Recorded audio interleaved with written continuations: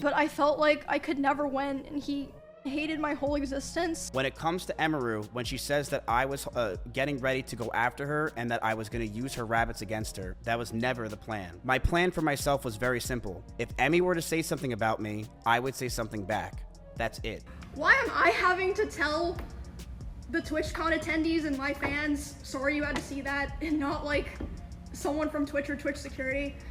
I do think that when you're live streaming, in many ways, since you control your community and you can ban people, you can make it so that those people that you don't want engaging with you and participating with you aren't there. They said, oh, well, he's banned from the platform for 30 days.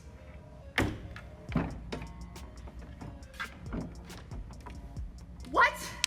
Many of you have probably heard of the website known as Twitch, which is a place where a lot of people like to go and live stream. Twitch is a platform that has had several issues for years, but then again, what website hasn't to some capacity at this point? Well, in this case, it seems that especially over the past few years, an annual convention known as TwitchCon has had some issues that other websites' events haven't necessarily had. These major issues involve safety and security risks, with this year's TwitchCon reaching its worst incident yet regarding a very creepy man going after a very popular streamer known as Emiru. Along with this, the response from Twitch's own CEO comes across as not only unprofessional, but very irresponsible to say the least. Unfortunately, things do not end at TwitchCon, however. It seems that there are even more problems with the website than just that. Emiru, a 27-year-old Twitch streamer who also currently happens to be one of the top streamers at Twitch, has exposed another streamer known as Mizkif with extremely horrific accusations. Shortly after all of this, many other streamers, both big and small, have come forward with their own claims and experience against not only Mizkif, but also Twitch and how the quote-unquote industry of live streaming feels like a reflection of Hollywood itself. And not the good, glamorous way, but in the way that people are terrified for their own careers and well-being should they speak out with any negative experience they have with Twitch's popular creators.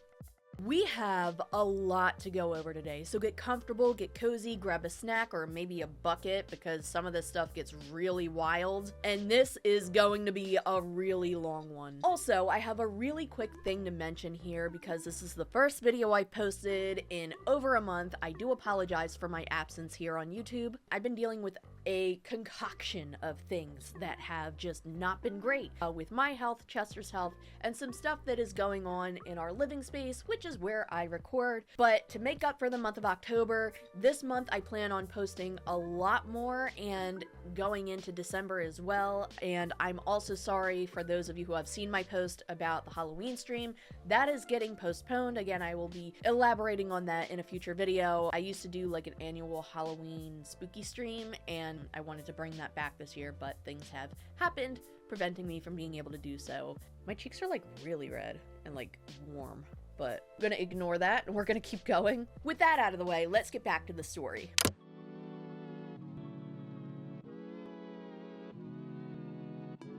On October 17th, 2025, one of Twitch's top streamers, known as Emiru, had a meet and greet at TwitchCon. It's important for later to mention that this meet and greet was a mandatory thing for her to participate in, as she was also part of a show that would have taken place later at the convention. Shortly into the meet and greet, a very large man approached her, grabbed her face, and attempted to kiss her without her consent. This incident was recorded and shared all over social media, which immediately held Twitch's feet to the fire for not having adequate security to prevent this from happening. A tweet by Bacon Crumbs reads, "So some freak just Emiru at TwitchCon. This behavior is disgusting. I'm amazed that she still came back to finish the meet and greet line. Honestly, she deserves the utmost respect. This has to stop." Shortly after this, Emiru made a post of her own going deeper into the details of the experience that should have never happened at TwitchCon. "Yesterday, the man who assaulted me was allowed to cross multiple barriers at TwitchCon and even in front of another creator's meet and greet to grab me and my face and try to kiss me. Fortunately, he wasn't able to, but a lot of people have pointed out it could have been a lot worse. I'm obviously shaken up by what happened, and it's not the first time I've dealt with something like this, but to tell you honestly, I'm a lot more hurt and upset by how Twitch handled it during and after the fact. Like I said, I don't understand how he was allowed to make it to me in the first place. The security in the clip who reacts is my own security. It's true, my favorite and usual security guard was banned for holding a stalker's arm to bring to the police at a past TwitchCon. However, there were at least 3 or 4 other TwitchCon security staff in the area who did not react and let the guy walk walk away. As you can see in the clip, since they don't even appear in frame, lol. The woman who was walking me away is my own personal manager, and behind the booth, the only two people who were checking on me and comforting me were her and my friend. None of the TwitchCon staff came to ask what happened or if I was okay. My friend who was present told me Twitch security were also behind the booth afterwards, joking about how they didn't even see what happened and immediately laughing and moving on to talking about something else. So if no one was checking if I was okay or if I needed anything and they let the guy run away initially, I have no idea what anyone hired to keep the event safe was doing, lol. In Twitch's statement, they said that the guy was immediately caught and detained. I'm sorry, but that is a blatant lie. He was allowed to walk away from my meet and greet, and I didn't hear he was caught until hours after he attacked me, and it felt like this only happened because of my manager pressing for it, not because of the TwitchCon staff present thought it was a big deal. Also, the information later changed, as later on we'll get into. Twitch apparently won't even release his name to police, according to Emmy herself. I have a lot more I want to say, but I will say it on stream later today instead of writing a book on here. Thank you guys again. Sorry you all had to see that. This is definitely my last TwitchCon, and it saddens me to say that as a 10-year off and on attendee of TwitchCon, I think other creators should seriously consider not attending in the future. I did not feel cared for or protected, even bringing my own security and staff. I can't imagine how creators without those options would feel. Stay safe, y'all. Everything is going to be okay. Twitch would go on to make many statements about this situation, but this was the very first response they had given. The safety and security of all those attending TwitchCon is our highest priority. The behavior displayed by the individual involved in the incident yesterday, involving a high-profile streamer, was completely unacceptable and deeply upsetting. In line with existing TwitchCon security protocols, law enforcement and the event security were on site and responded to the incident. We immediately blocked this individual from returning to the TwitchCon premises, and they are banned indefinitely from Twitch, both online and in-person events. We are coordinated with the impacted creators team, and per our standard protocols, continue to cooperate with any law enforcement investigations. A lot of what they're saying here isn't necessarily true, and we're going to dive into that as we go through this segment. We have increased security at the meet and greet attendee check-in point and will have additional security personnel surrounding participating streamers. If you've RSVP'd for a meet and greet, please note that we are unable to accommodate +1s for the remainder of the event. That's because they did not do background checks for the +1s. Again, we'll get into that later. Twitch has zero tolerance for harassment or acts that inhibit the safety and security of our community.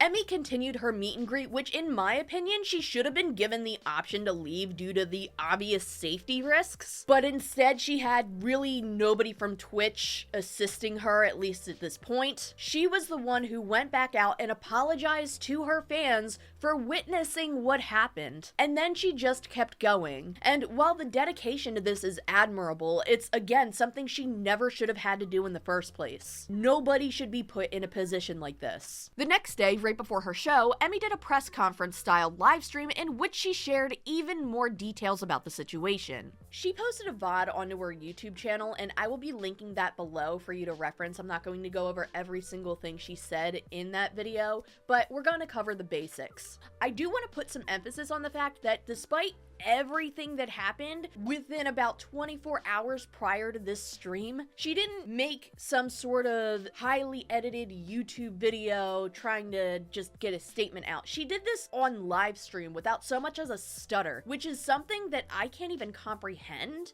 Again, I feel like most people would have a hard time explaining all of this with a scripted YouTube video because of how fresh and also awful the situation was. And here's Emiru just like laying everything out. So again, as I mentioned, we're just going over some of the key details here. Wake the f up, samurai. We have a city to burn. Wake the f up, samurai. I want to get right into the part where she shares her experience on what happened in her own words, which she doesn't get into for a few minutes into her stream. I was just taking a picture with someone else, like completely normal, nice guy.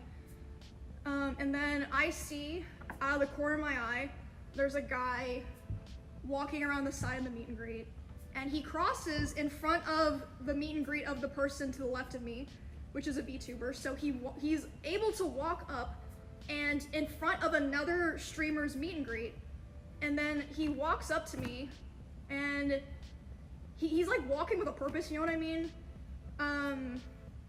And and he grabs me, but I'm like, wait, what the f-? Like, but in my head I'm like, it seems like he's supposed to be here, and then he leans in like he's gonna tell me something. So in my head I'm like, maybe it's like TwitchCon staff like coming to let me know something, cause like sometimes it'll happen where you're at an event and someone will like come up to like let you know something, you know what I mean? But I'm still like freaked out because he grabbed me. That's not normal. And then he grabs my face and he leans in and lips puckered tries to kiss me, and I start screaming. You can't hear it in the clip, but I'm screaming my head off. I don't feel right playing the actual clip, and it has also been a little bit controversial with YouTube. It's very accessible online though if you would like to see it. I don't know if this was Emmy or somebody else, but you could very clearly hear somebody yelling no when the guy goes in towards her face. And hearing that is absolutely gut-wrenching. It's another reason why I actually don't want to share the clip itself. It just makes me feel so uncomfortable even hearing it. And then my security, Twitch's security is like nowhere near me, nor to be found. I can see them, but they don't do anything. My security jumps up and shoves the guy away from me and is like, get out of here. And he's allowed to walk away and leave.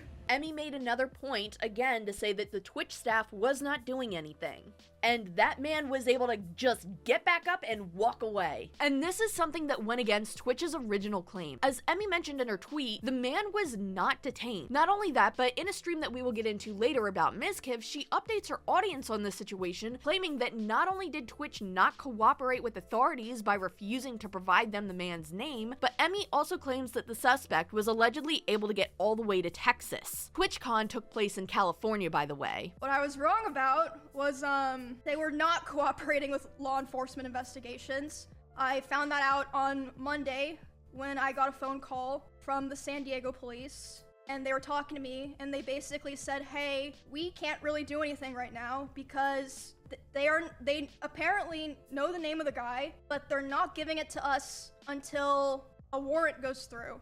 There was someone who, I don't know if they were a viewer or if they were just someone who like knew of the situation from social media. They contacted my manager, and they basically told her that at their place of work, someone came into their work who matched the description of the guy, and this person was saying like, oh, I'm, traveling to Texas.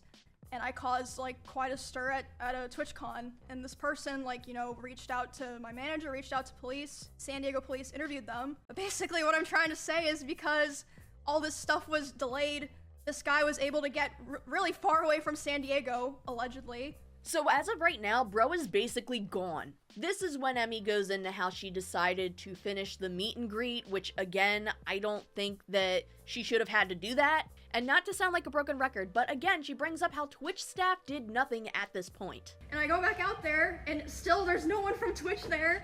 And the poor guy that I was taking the picture with originally, he's like mortified, and he's like, what the just happened? And again, no one from Twitch there. I say to this guy, I'm like, I'm sorry you had to see that. And he's like, no, like, I'm so sorry that happened to you.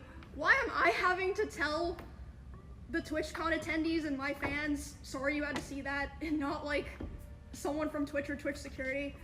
So not only is Twitch staff not there for her after she was assaulted, but she has to be the one to get up and apologize to her fans for seeing that when none of this should have happened in the first place to begin with. The biggest thing that Emiru states in her stream is that if this wasn't recorded by a bystander, this entire situation would likely not be taken as seriously as it was by Twitch. Because when it first happened, Twitch didn't take it seriously. Including the CEO, who we will dive into later, none of this was taken seriously at all until they received pushback from the public seeing all of this take place. Emiru mentions how important it is that this was recorded and uploaded multiple times throughout her stream. I saw a thing that said I was in their like top 5 or top 10 most followed streamers attending this event.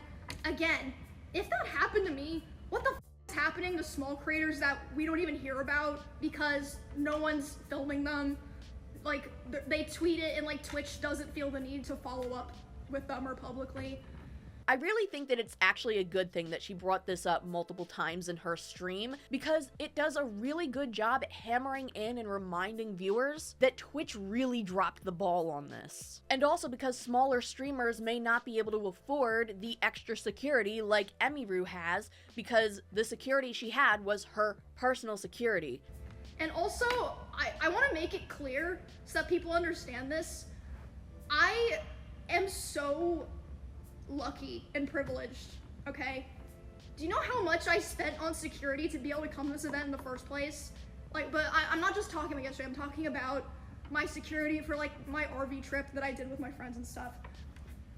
I spent over $10,000. Some people who stream on Twitch don't even make $10,000 in a year. What the f are they supposed to do? Like, if you watch the clip, the security guard who pushes the guy away is my security. The woman who pulls me to the back, my manager. If you're a small streamer and you don't have those resources, or someone in your line's not filming, what the f do you do? No one would have known. Like, it's actually insane. What's worse is that Emmy confirms doing the TwitchCon meet and greet was an obligation. This was not an option for her to do that she could have just not done. She had a show that she was planning with other Twitch streamers and creators, and she had to do the Twitch meet and greet to do the show. That's insane to me. I was doing my meet and greet, and I've seen people saying that it was an obligation given to me. Like to be a featured creator and to have my show, I had to do a meet and greet, which is true. I was told that I had to do a meet and greet. I don't understand how it's mandatory for her to do this meet and greet, yet it's not mandatory for Twitch to hire adequate security. Emmy also went into how her favorite security guard was indefinitely banned from TwitchCon a couple years ago because they restrained Emmy's stalker at a previous convention. So the security guard was banned a couple years ago, but the guy that assaulted her, well, that's a trickier situation. At least according to Twitch. Twitch apparently had a hard time on deciding what to do about this situation. Originally, he was only going to get a 30-day ban, and apparently it took an hour negotiating with Emmy's manager to extend that 30-day ban to an indefinite ban on the Twitch website. They said, oh, well, he's banned from the platform for 30 days.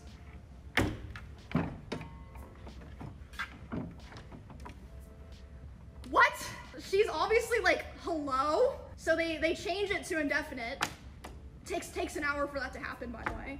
These two people are the head of security for Amazon and the head of risk for Twitch.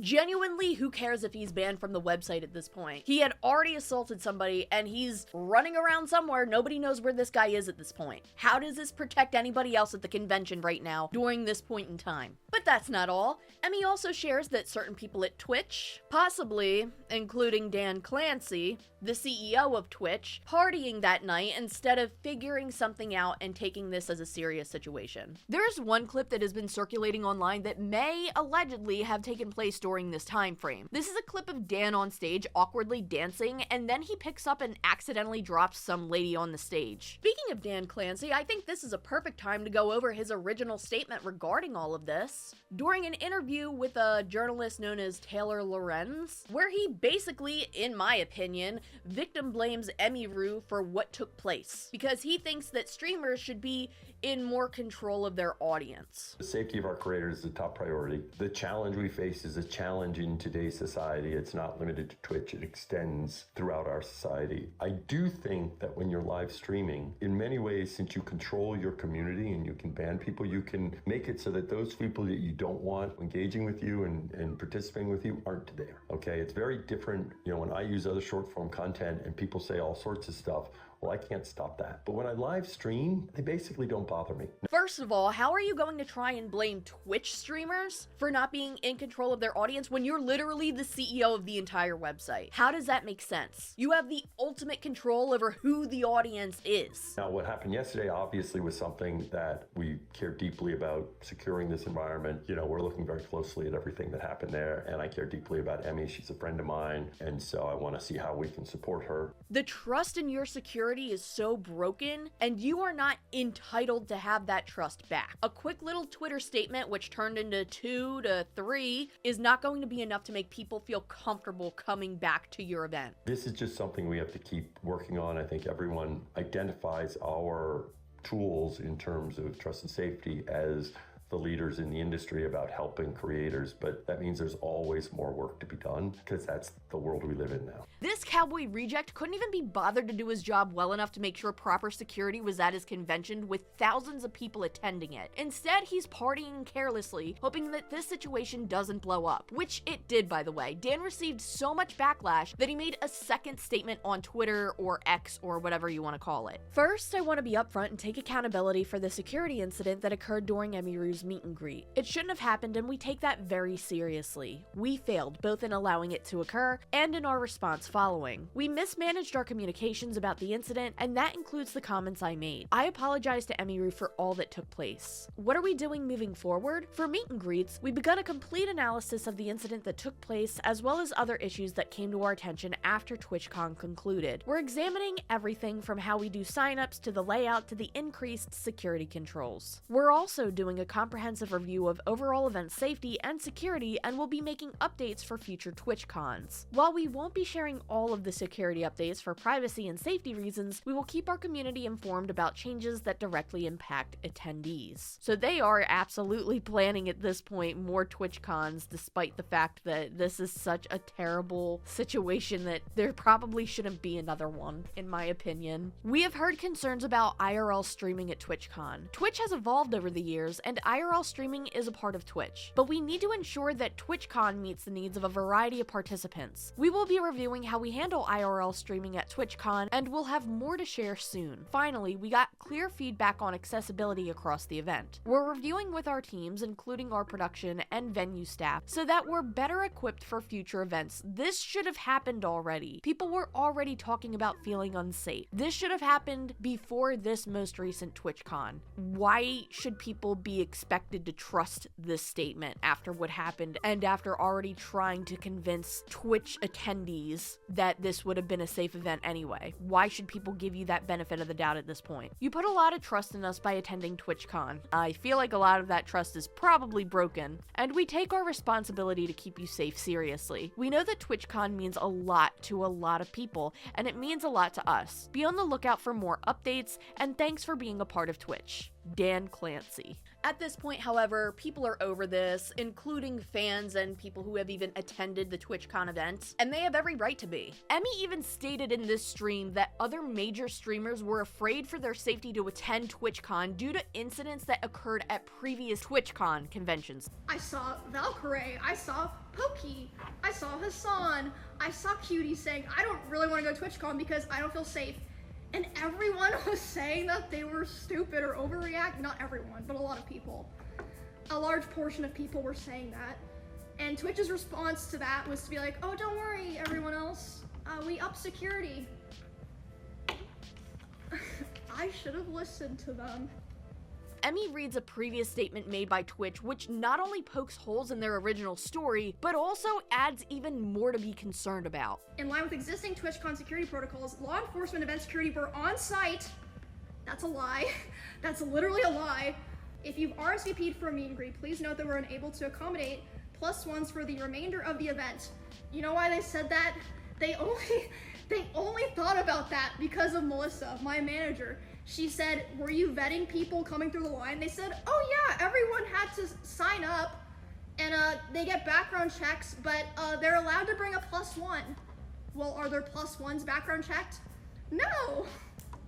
So if you attend TwitchCon, you have to go through a background check, but you can bring a +1 who doesn't need one. Who the hell missed that loophole? Just an update here as I've been working on this video. On November 7th, Twitch put out another statement regarding the Emiru situation, stating, "We wanted to follow up on a post we recently made about a security incident at TwitchCon San Diego. As many of you know, at the 2025 TwitchCon San Diego event, one of our valued creators, Emiru, was assaulted by an attendee during a meet and greet event. Although Twitch works very hard to try and keep TwitchCon attendees safe and to prevent incidents like this from happening, we failed to do both things in this case, to keep Emiru safe and to prevent the assault from happening. We deeply regret the distress we caused for Emiru, our other creators, and the entire community. In recognition of Emiru's advocacy, Twitch will be making a donation to support non-profit organizations working to prevent violence. More details on that to follow soon." Why are they doing this and not just putting more money into their security like they should have been doing from the first place? Also, the tweet got community noted, stating, "Twitch has lied on several occasions regarding the incident, letting the assailant go after the attack and withholding evidence from authorities. This is incompetence. Dan Clancy called Emiru a friend despite going on to victim blame her and was partying during all of this," which is true. Dan Clancy himself actually made a reply to this, stating, "Twitch failed in our response to the assault of Emiru at 2025 TwitchCon San Diego, and in particular, I failed to communicate clearly in talking about the incident afterwards during an interview. I do not believe and in no way intended to suggest that Emiru had any responsibility whatsoever for the incident at TwitchCon. Well, you worded it really badly, Dan, and it really sounded like you were victim blaming her, in my opinion. I have a great deal of empathy for what creators such as Emiru have to deal with every day. I don't believe you, but okay. I was trying to express that, and I did that poorly. I am sorry I let you down, Emiru, and I am sorry Twitch let you down. The reason I don't believe that is because right after this took place, he was partying that night, so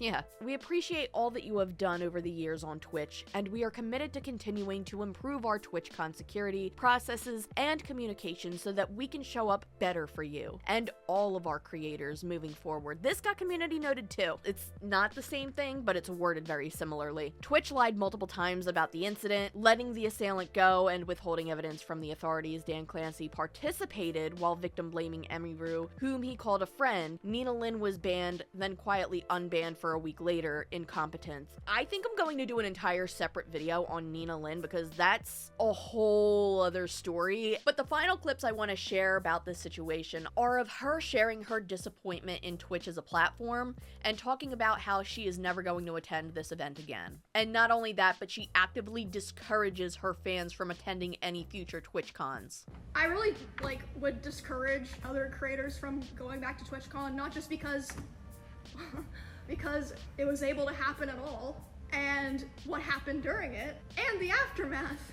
And honestly, I'd be doing the same thing in this situation because it would feel like my responsibility, even though it shouldn't be.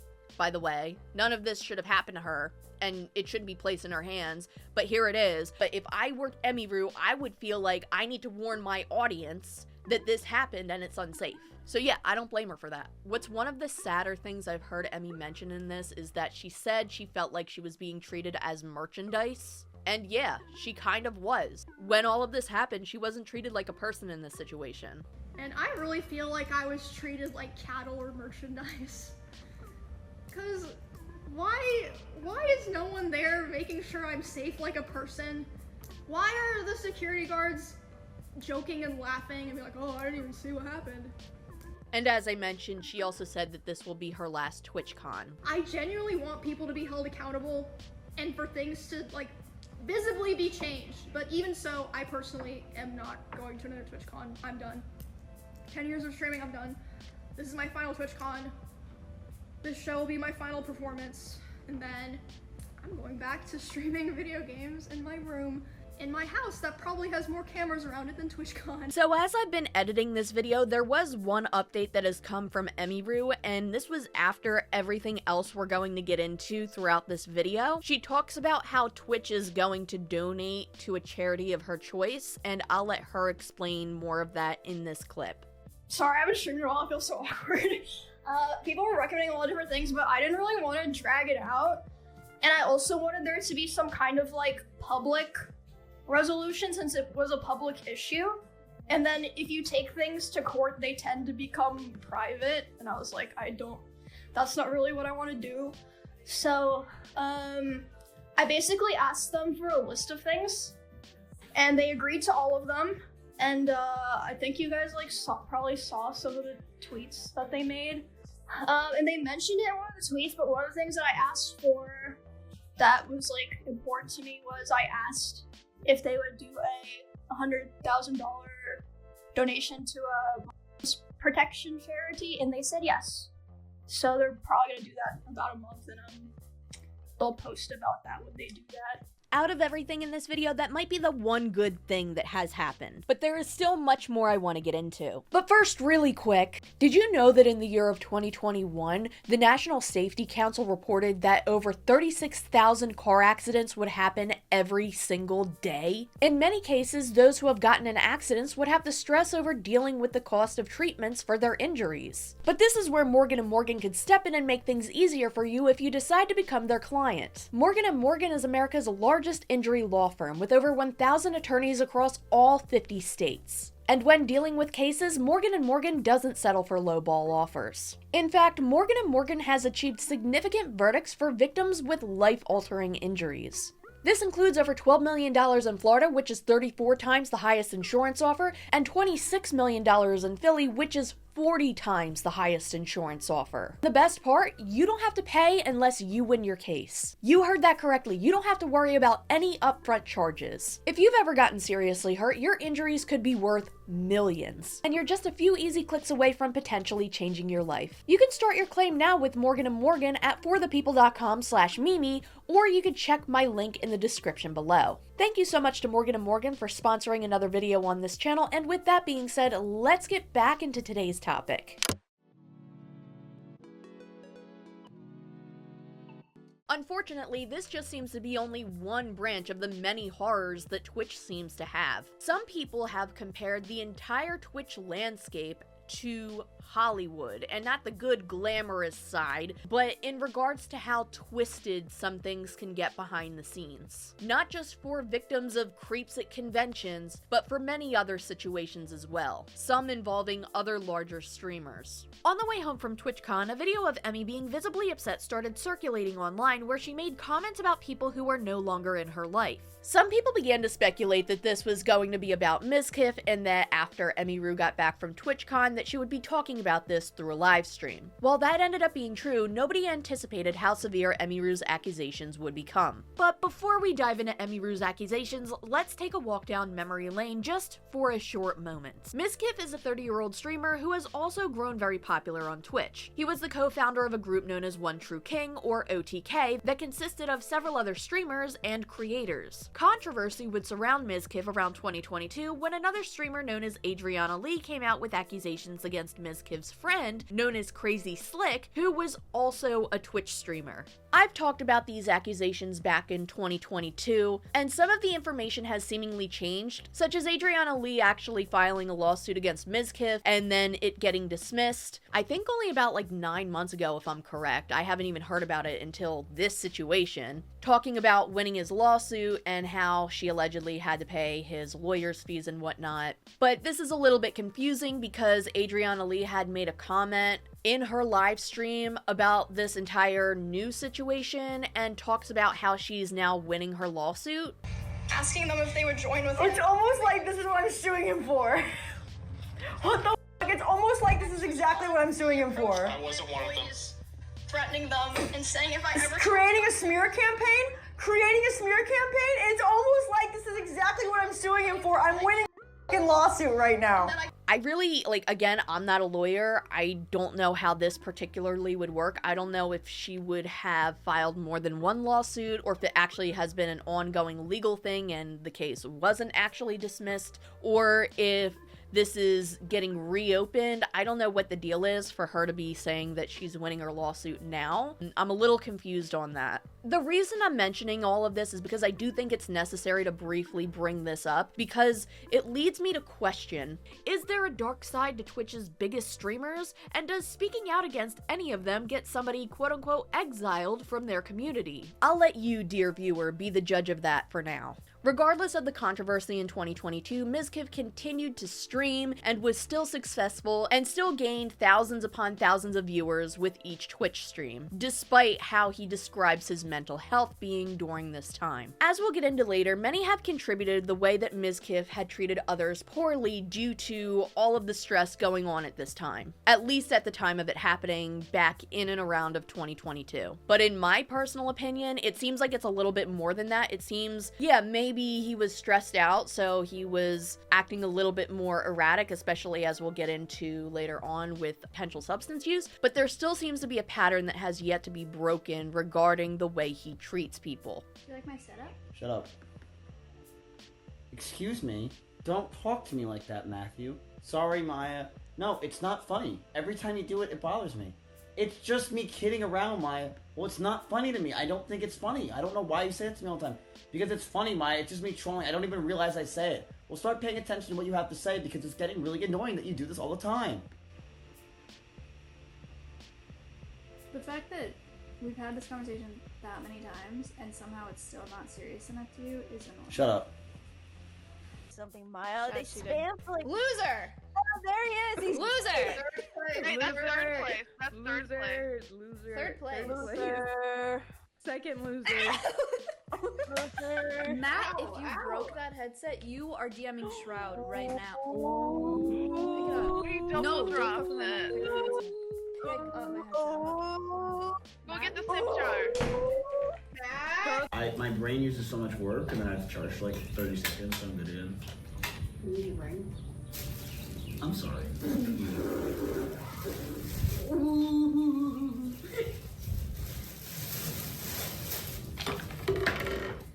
Dude, what? The theatrics. I can't. Luckily, it's like a bunch of water. It does look like outdoor furniture, like this much. It's all like, dude. You're so scared, Cheddar. You're so extra, bro. You're doing too much for real, I can't. Huh? Show chat. Ew! What? Yours. It's literally yours. That's mine? I'm sorry, I didn't know it was in there. Then why'd you buy it? Why don't you show chat your show and tell? Ew, bro. Ew. Show chat. No, I don't want to touch it. Ew. You see it, chat? It's fungus. Are you sure that's mine? Yeah. I don't remember buying that, which means if I did buy it, it's been This there is for a not long even like. time. I don't even know how. It looks like it's evaporated. You see it? Can they see it? This is not. Why are you saying ew me? This is hers. She's been addicted to playing Overwatch, not paying attention to her food. Should I keep holding it here? No, dude. Throw it away. You want it? No, stop. Leave Emmy alone and throw it away. Okay, I'll stay here and I won't throw it away. I got you, dude. Dude, just throw it away. It's so gross. I'll do the exact opposite. I'll stay here and I'll just keep it right in your face so you have to stare at it the whole time. Why, you look like you're in distress. So you're stressing me out. Now, with all of this being said, let's get into Emiru's recent stream where she makes heavy accusations against Mizkif, who we now know was her ex-boyfriend. These accusations, which for the sake of this video, as I will have to say very many times, are alleged, because now this is a legal matter. I am just somebody reporting on what has been said publicly so far. I digress. These accusations, these claims, allegations against Mizkif include The psychological and domestic abuse, stalking and harassment, sexual assault, and threats of blackmail that Mizkif has done towards me, and some of these issues which are still ongoing. So Emmy mentioned the only reason why she would come forward about any of this is if he was supposedly doing something similar to this again with anybody else, which she claims that somebody was being put through something similar by him.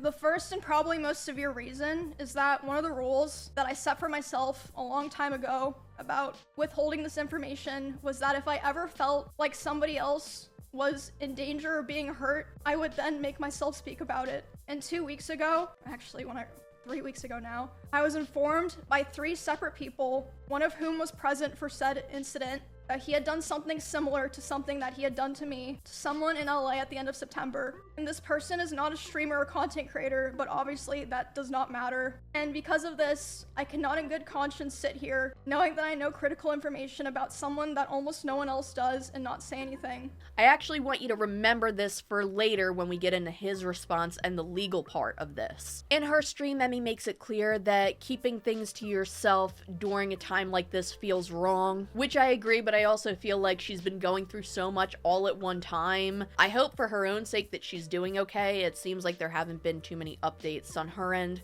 since all of this, at least at the time of recording this. Emmy also goes into more details about Mizkif's alleged plans that made their way around to her own ears, where he supposedly said that if she were to ever mention him, he'd destroy her and create a smear campaign about how she ended her rabbits' lives. For a while, he has been indirectly threatening me through my friends and people that I work with. They've informed me that he said that if I ever talked about anything he did, he would try to create a smear campaign against me in retaliation. I was told that he even approached other streamers who were close with us back when we lived together, asking them if they would join with him, and they all refused. At TwitchCon, he approached one of my employees, threatening them and saying if I ever talked about him, he would destroy me.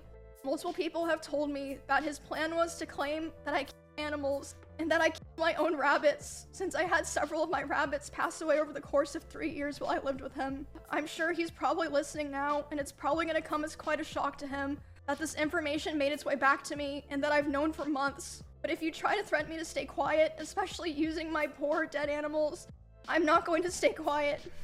I have a lot of opinions on the rabbit issue, but I'm going to make that its own chapter later on in this video. Emmy goes into how their relationship started in 2022 as a secret, codependent relationship. She claims that in the beginning, things were fine, but as time went on, red flags started to pop up. She claims that he was controlling with what she would wear and even when she would stream. It's not a secret. I think everyone who paid attention knew that he was very controlling over what I wore, to a degree, who I was friends with, and even when I would stream. Emmy claims that Mizkif would throw things at her like plastic bottles, despite her telling him that she didn't like it. It was definitely slow over time that bad things started happening. At the start, it would be things like, for example, he would throw bottles, like plastic bottles with liquid in it, not like glass bottles, at me, despite me telling him like I didn't like it and it scared me and I bruised very easily. Again, this is a key detail for later. She claims she told him that she didn't like it and he did it anyway. And I'm under the assumption he did it anyway due to her using the word despite. That would imply that she had told him and he continued. But also, as we'll get into his response later, there's some things that don't really line up that make me assume this, but it's just my opinion. So Emiru claimed that Mizkif ended up throwing his phone at her, giving her a black eye. She added that he would say it was an accident, and at the time brushed it off as such. He would throw his phone at me. I would tell him, you know, it scared me, I don't like it. And one time it even hit me in the eye, which caused me to get a black eye, but he always, you know, was like, oh, it's an accident. And I was like, oh yeah, it's an accident. Like, you know, of course I'm not gonna think that, you know, I just, at the time, I just kind of was, you know, I just brushed it off. I just want to say this before we continue here. I'm going off of my opinion and just basing my thoughts off of Emiru's explanation of her experience. I'm not saying this is what happened or isn't what happened. I'm just saying that in my opinion, what Emiru is describing sounds like the textbook definition of how domestic abuse can start. I'm not saying that's definitely what happened or isn't. I'm just saying that it sounds similar to cases that you would hear in that definition.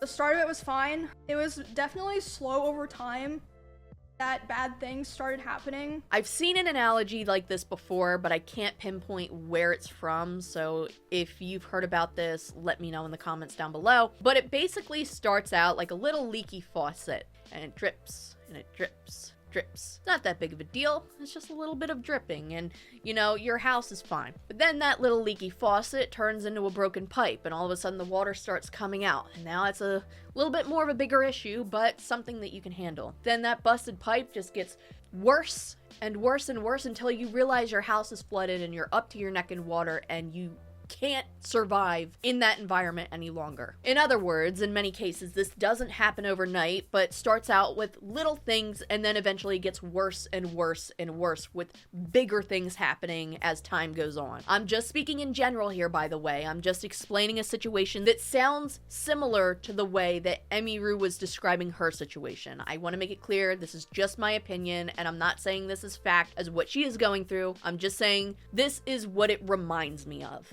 With that being said, Emiru does claim that Mizkif has tested their boundaries. Looking back now, I feel like that was kind of the start of him testing my boundaries, if that makes sense.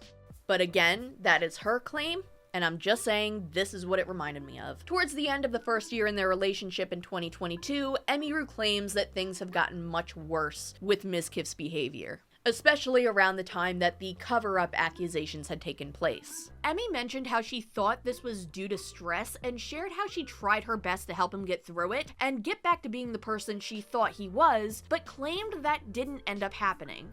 His behavior started getting a lot worse, which, I mean, I suppose it makes sense. You know, he was very stressed, a lot of stuff was happening, but the bad behavior was ramping up, and I feel like it's so apparent if, like, you know, you go back and watch anything from that time. I tried so hard to help him and be there for him because I really believed in him and I wanted him to, you know, get better and get back on his feet and be the person that, you know, I always believed that he was. But that, unfortunately, did not really happen. She also would get into the claims about Mizkif getting extremely jealous when they would stream and she would perform better than him in their streams. We're both streaming the Rust event and I thought it was going really well. I thought everyone was having fun. I was like, oh, this is great. Everyone's, you know, doing the same thing at the same time. We're all hanging out, you know, we're gonna have fun. Like, I was really, really excited. And then I start seeing in my chat, people start saying unofficial Miz raid, and I'm like, what does that mean? And then I check my Discord messages, and he's messaging me. He's saying, like, Emmy, you know, I'm gonna I waited, or I'm gonna KMS, I waited so long for this, etc. Basically, he was upset because I had higher viewership than him. That's literally it. I had higher viewership than him. And like I said, this is during an event, so there were drops. Like, everyone knows when there's drops, like, it's not even real. But he starts messaging me, he's really upset. I tried to tell him, I was like, bro, you should come back and play. Everyone's having fun. Everyone's like wondering where you are. But yeah, he ended his stream. And not only would he be this way with her, but he would also be this way in clips that people have dug up with his ex named Maya. And you can see him getting extremely upset when she talks about being more successful than him in a stream or when she would get more viewers, etc. And this is during live streams. Like, this isn't just a claim. You could see clips of this. This is something that happened. And Mizkif himself admits this in his response and throughout different clips over the years that people have dug up. You had 7,000 viewers when you were playing the crane game. I had 14,000 this morning IRLing at the nonprofit. Okay, I didn't need to hear that. He gets upset when I succeed. No, okay. I used no. I used to get upset. I'm not kidding you, chat. I used to legitimately get pissed because I'm like, are you serious? I brought this bitch into the world, and now all of a sudden she's growing faster than I was. Because I was going like this, and she was going like this. And I'm like, what the hell is this crap? What is going on here? It's the Babsity effect. So I was pissed. I'm like, you were such a pussy. The fact that you can say that and feel like it's okay that you felt that way and just be like, yeah, I was like that is crazy. That's bad. Is it bad? Yes. And guess what? I don't care anymore. That's bad. But I don't care anymore. And I stopped caring. He's okay as long as I never have more viewers than him. If I ever surpassed him in viewership, which will never happen. Oh, she'd be done. I'd pull the plug. He could not take it. He could not. I'd pull the plug. Which I kind of understand. Chat, it's like if she beats me in Mario 64. That's literally what it'd be like if she has more viewers.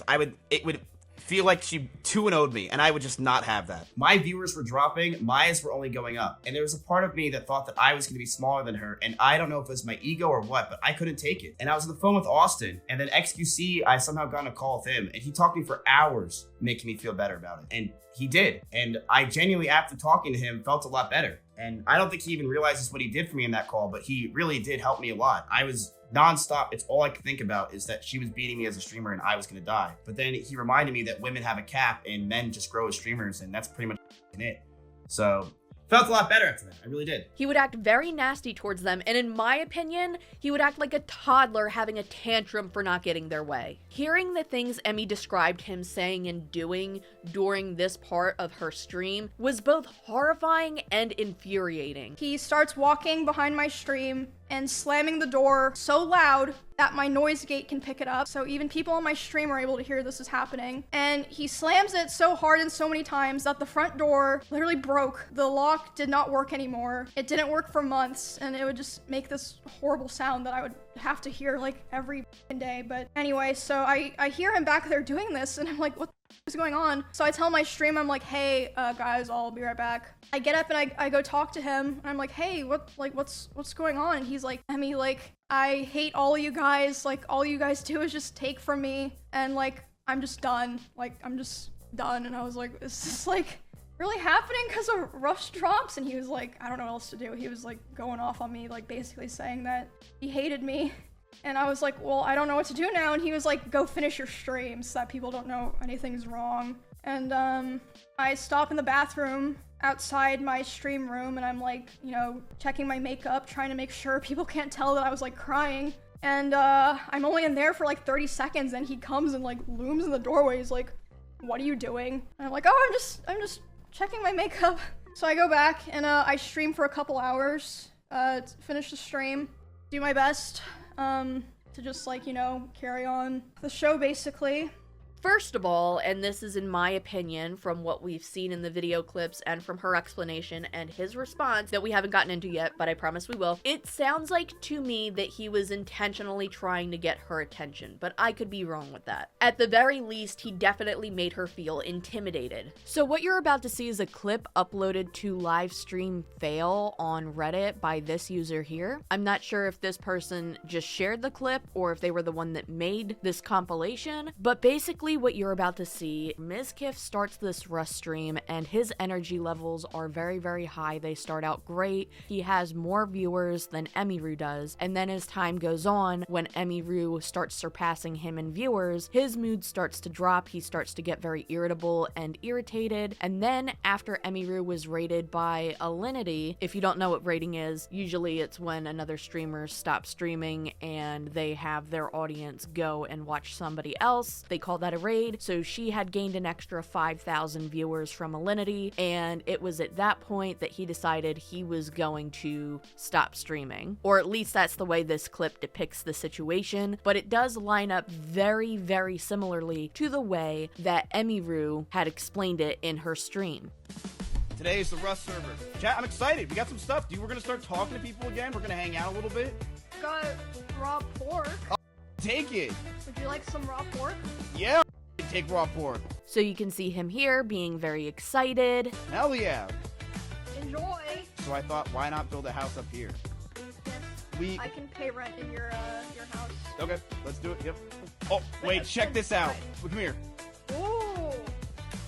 Not like bad, huh? And then here you can see his mood start to drop.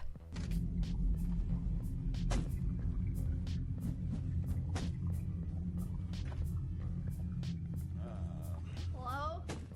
Yeah. I want to see Emmy. I can't believe you guys made separate houses.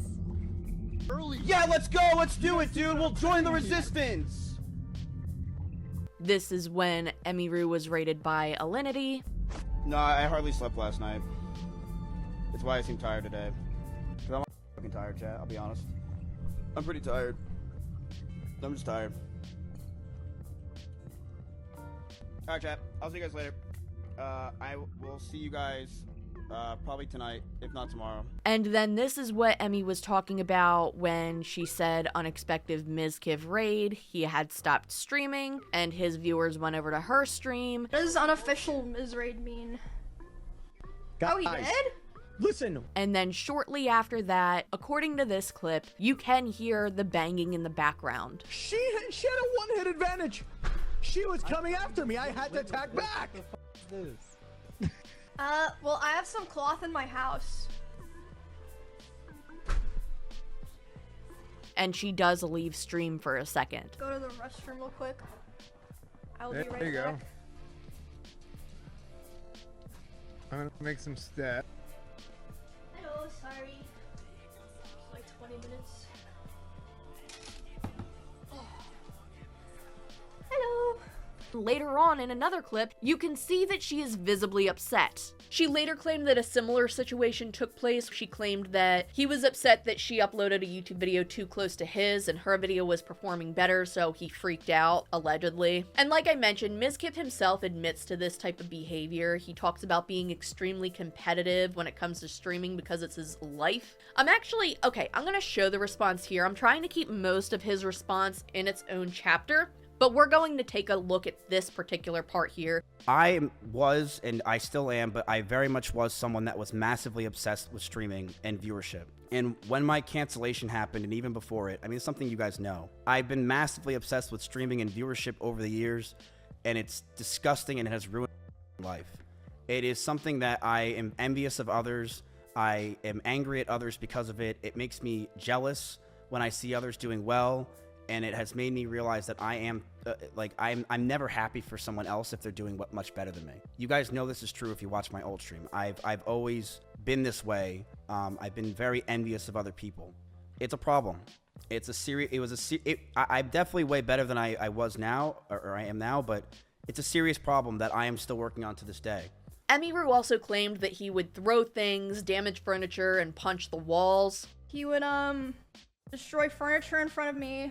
He would throw things in front of me and near me. Destroy walls. Again, you can go see this in some of his VODs in his bedroom. The holes in the wall. There would be times where he was upset at me, and I would go to my stream room and literally lock myself in to get away from him, and he would be banging on the door and screaming at me. And even he talks about this in his response, and it aligns with what she says. And I punched holes in the walls or slammed doors in aggression. Emiru also shares moments where he allegedly made her feel unsafe, including claims of him driving extremely fast, around 150 miles per hour, when he was upset about not being involved in a Mr. Beast video because Mr. Beast supposedly picked another streamer over him. I'm not joking, this is a legitimate claim that Emiru made. I'm not joking, this is a legitimate claim. At the time, he also would more often do things like going, like if we were driving in the car together, he would be going like 150 miles an hour. One time he even said like, well, now we're both gonna die, like threatening to both of us. This wasn't like even necessarily because of me or like because of something I did a lot of the time. Like one of the times that it happened, getting food, and he was on his phone and he saw that Mr. Beast had put out a video. And Mr. Beast had invited another streamer, and he was like, oh, Mr. Beast invited this guy to his video, not me. And I was like, oh, well, you know, like, huh, yeah, I guess so. Which led to him going 150 miles per hour in the car and talking about himself while doing it. Going back to Mizkif's ex named Maya, she also made similar claims about an ex of hers. She didn't name the ex, but she would talk about how this person would drive really fast and they would get in arguments in the car and it made her feel really unsafe. There's something about being trapped in a car with an angry, aggro man that is like the absolute most helpless thing. Dude, I did a guy that would go like 100 miles an hour on the, like we would fight in the car, which was never my decision. Like it just always like happened. Like we just would like fight in the car and then he'd go like 100. And I would like literally like beg him to slow down. I'd be so scared and I'd cry, and then he would not slow down until I apologized. This is not only totally unhinged, but it's also extremely reckless and dangerous behavior. So then I started driving only. Like I wouldn't let him drive me anywhere. But then if we'd get in a fight while I was driving, he would like pound my ceiling in my glove box. He would like scream and like hit the ceiling and like hit the glove box and just like scream profanity. And scream like he would like just call me terrible things while he was doing it. And then I'd pull over and be like, get out of my car, and he'd be like, no. And then I was like, well, okay. Because what am I gonna do?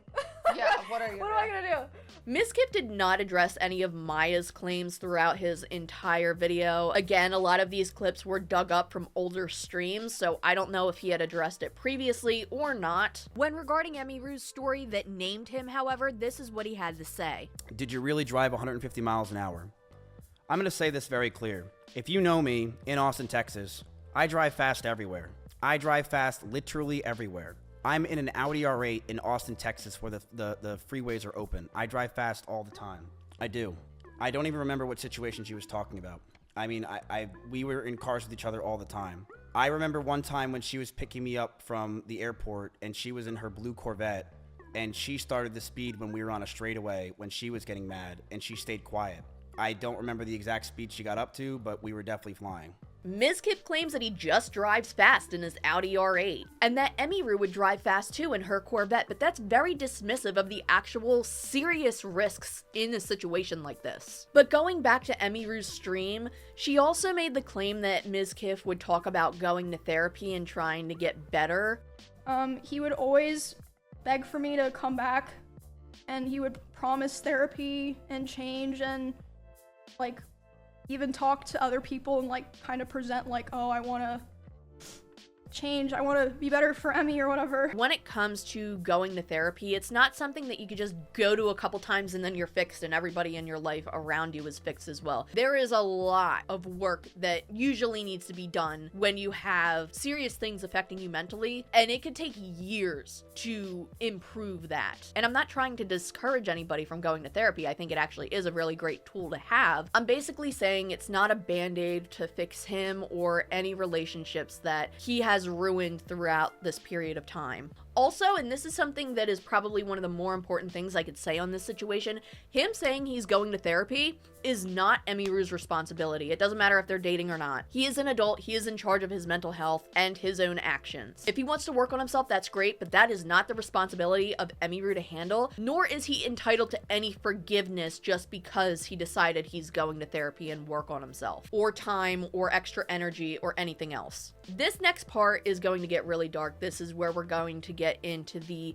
accusations that Mizkif kind of pounced on her, so to speak. I'm paraphrasing here, that's not legitimately what she said. But I want to preface that this is heavily referenced in Mizkif's lawsuit now. So I just want to make it clear that at the time of recording this video, everything that is being said about this situation are just accusations, both Emiru's counts of events and Mizkif's counts of events. Nothing that is said on either side has been proven or disproven in a court of law at the time of recording this video, and information can change. A week after this breakup, he asked to come over to my house and talk for closure. He came to my house, and I was crying like crazy because the emotions were just very high, because I was dealing with a lot of major shifts in my life as a result of me attempting to start to try to distance myself from him.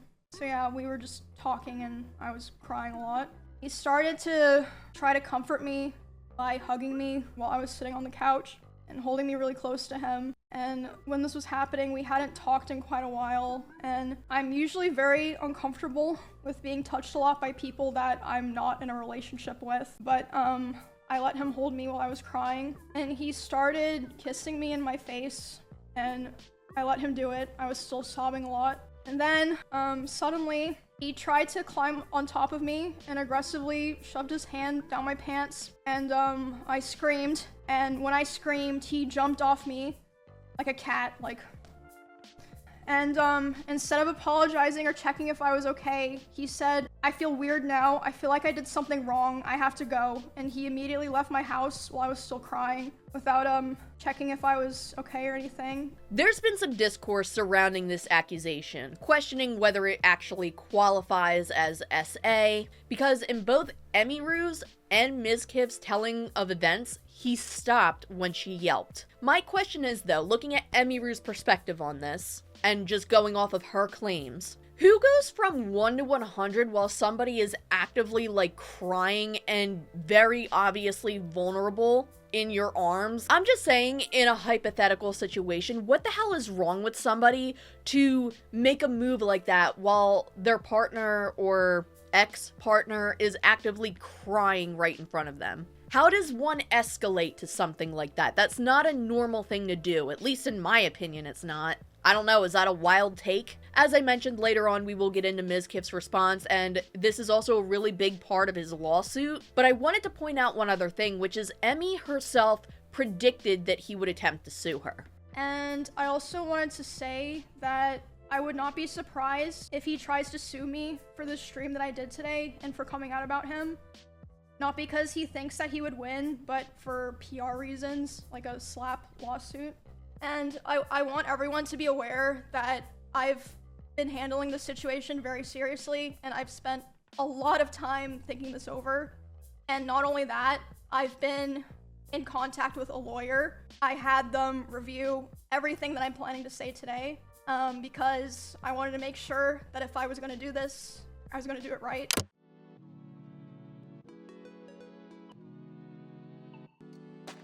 Emiru then starts sharing alleged texts between her and Mizkif.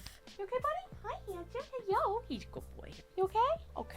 This regards a game that they were playing and how upset he got over her playing a class that he wanted to play as. It's so insufferable, if I'm being completely honest. This sounds like arguing with a 10-year-old, but we're gonna go through it. For context, I was playing Warrior in World of Warcraft in like a level 24 dungeon. It was like Silverpine.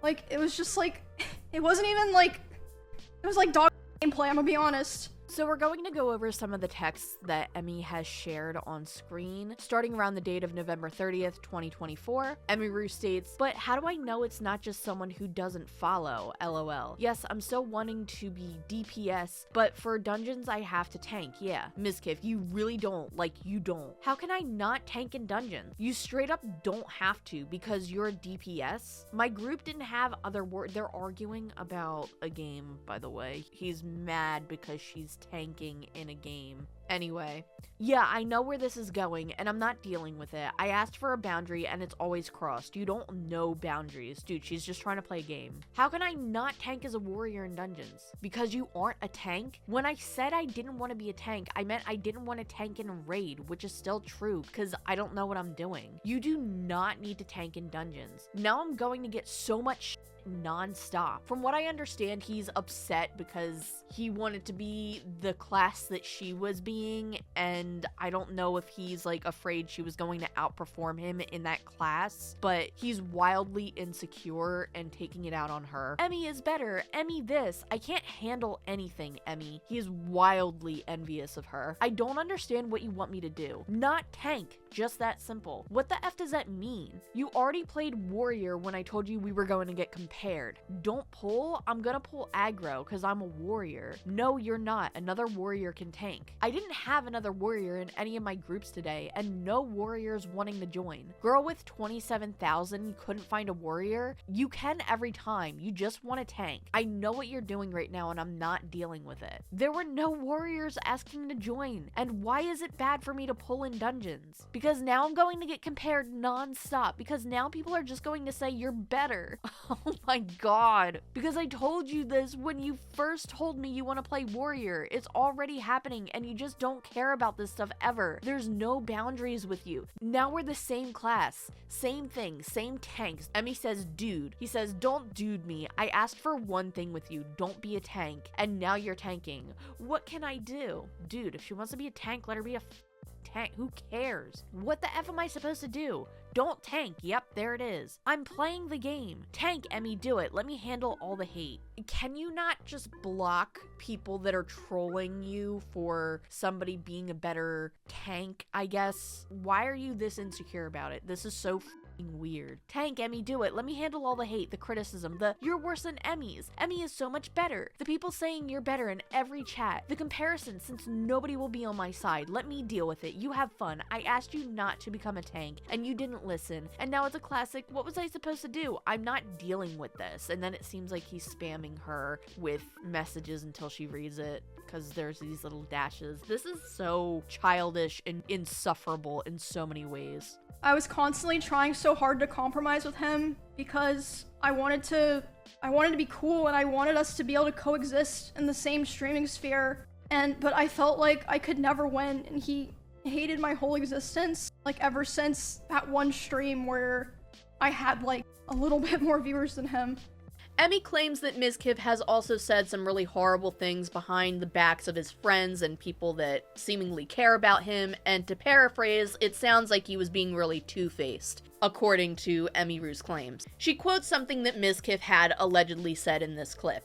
And just in general, he would say horrible things about other streamers in Austin, like, I quote, "I hate everyone here, you are all useless to me, you're worthless to me because it does nothing for my stream anymore to collab with any of you." Now this is a clip of Mizkif in a stream talking to somebody else called Cinnabret, and he says something kind of similar, although, I don't know, maybe you could say he was joking in this situation, but it doesn't feel like it from the interaction. To be fair though, this isn't him talking to Emiru, this is him talking to somebody else, but it has a very similar tone, so you could take that with a grain of salt, or however you will. Oh, I swear to God, I'll go. No, I know, I don't. I actually don't want you to go. My grandma would kill me if I brought you. Why, 'cause I'm white? No, it's because you're like a psychopath. Oh, I don't need to be psycho. Miz, when you're normal, even at parties, you stand around like this with a drink, and then you walk up to people and you're like, you know, I wouldn't talk to you if your viewership wasn't as high, you know? Like, that's literally what you do all the time. You bring up viewership even at parties. You're so annoying. You're so annoying. Chat, because these people aren't real, dude. I don't take any of them seriously. You're not an ego asshole. Because I don't take any of you seriously because you're not actually my friends. You literally bitch that you're so annoying. What's the point of taking you all seriously? I don't care about you, any of you. Can you play the song, please? Because you're gonna make me cry. Cinna, all of you to me are just, you know what you are? You're all just numbers. Again, this is just an example of something potentially similar, but now we're getting back into Emiru's story. Emmy goes on to say that this was the final straw for her. She explains how she completely cut contact with him, and she also claims that after this, he would attempt to contact her frequently. Him saying that was the final straw for me. The day that he said that to me about other people was the first day that I ever, for the first time, started to ignore his calls and messages, and because of that, he even threatened to come to my house if I didn't answer. I do want to add that her version of this story and Mizkif's version of this story differs a lot when it comes to this particular part, because the way she's wording this makes it seem like she cut contact with him right after this incident took place, as she said she stopped responding to his DMs. However, in his version of the story, he ended up leaving her after she wrote down a list of things that she wanted in the relationship, allegedly. We'll get into that part in his response, but I wanted to point that out now, just because we're going to reference this again later. I have not spoken to him since January of this year. It's been 10 months, but you think that's the end. It is unfortunately not. It only took a couple of weeks, but soon the messages started. He has attempted to contact me over 40 times individually this year in individual texts, Discord messages, Instagram DMs, and phone calls. According to what Emmy had shared in her stream, this is when things started to escalate. At first it started simple, be confusing messages, or like him expressing he was worried about things. This is not someone who loves or cares about you.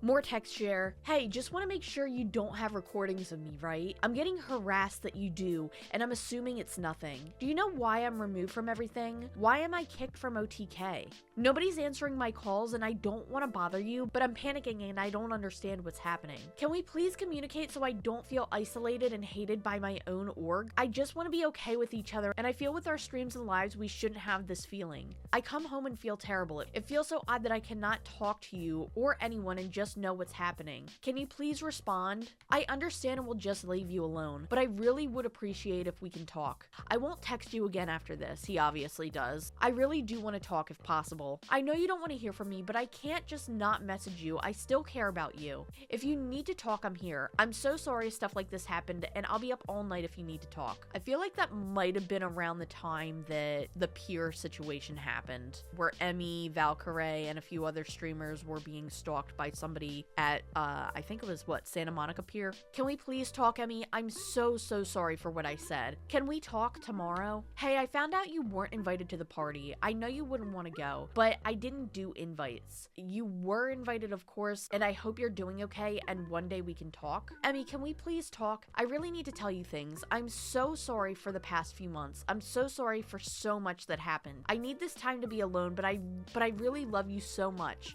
I just needed to know what being alone, I assume he meant to say felt like, and I learned I need you. I don't want to be without you. I regret so much that I hurt you and I left, but I know I needed it. Please call me. I haven't stopped thinking about you in months. I know what I want, and it's you and only you. I've been nothing but miserable without you. I love you, Emmy, and if you take me back, I want us to be a real relationship. I want us to go on dates, to live together, to plan our lives. I want so much with you. Please, just hear me out. I wrote a lot of how I feel. I've been writing so much. I learned so much about myself. Just please, if you can hear me out. I love you so much, Emmy. I've been crying every night without you, and I'm sorry I've done any of this. I've been so depressed without you. Just please call me. I'll be up. I will do anything for you. I will come home from Japan right now for you. Can you please answer me, Emmy? Just at least tell me you've moved on. Hey, would you be willing to talk? Hey, I know it's been a while. I just want to say that I'm going back to Austin next week, and I think that you and I should at least be able to talk and communicate with each other. I'm gonna also be doing a lot of collabs, and I know you've been doing a lot of collabs lately, and I feel that we should be amicable with each other so it's not weird because we're both now doing a lot of clubs.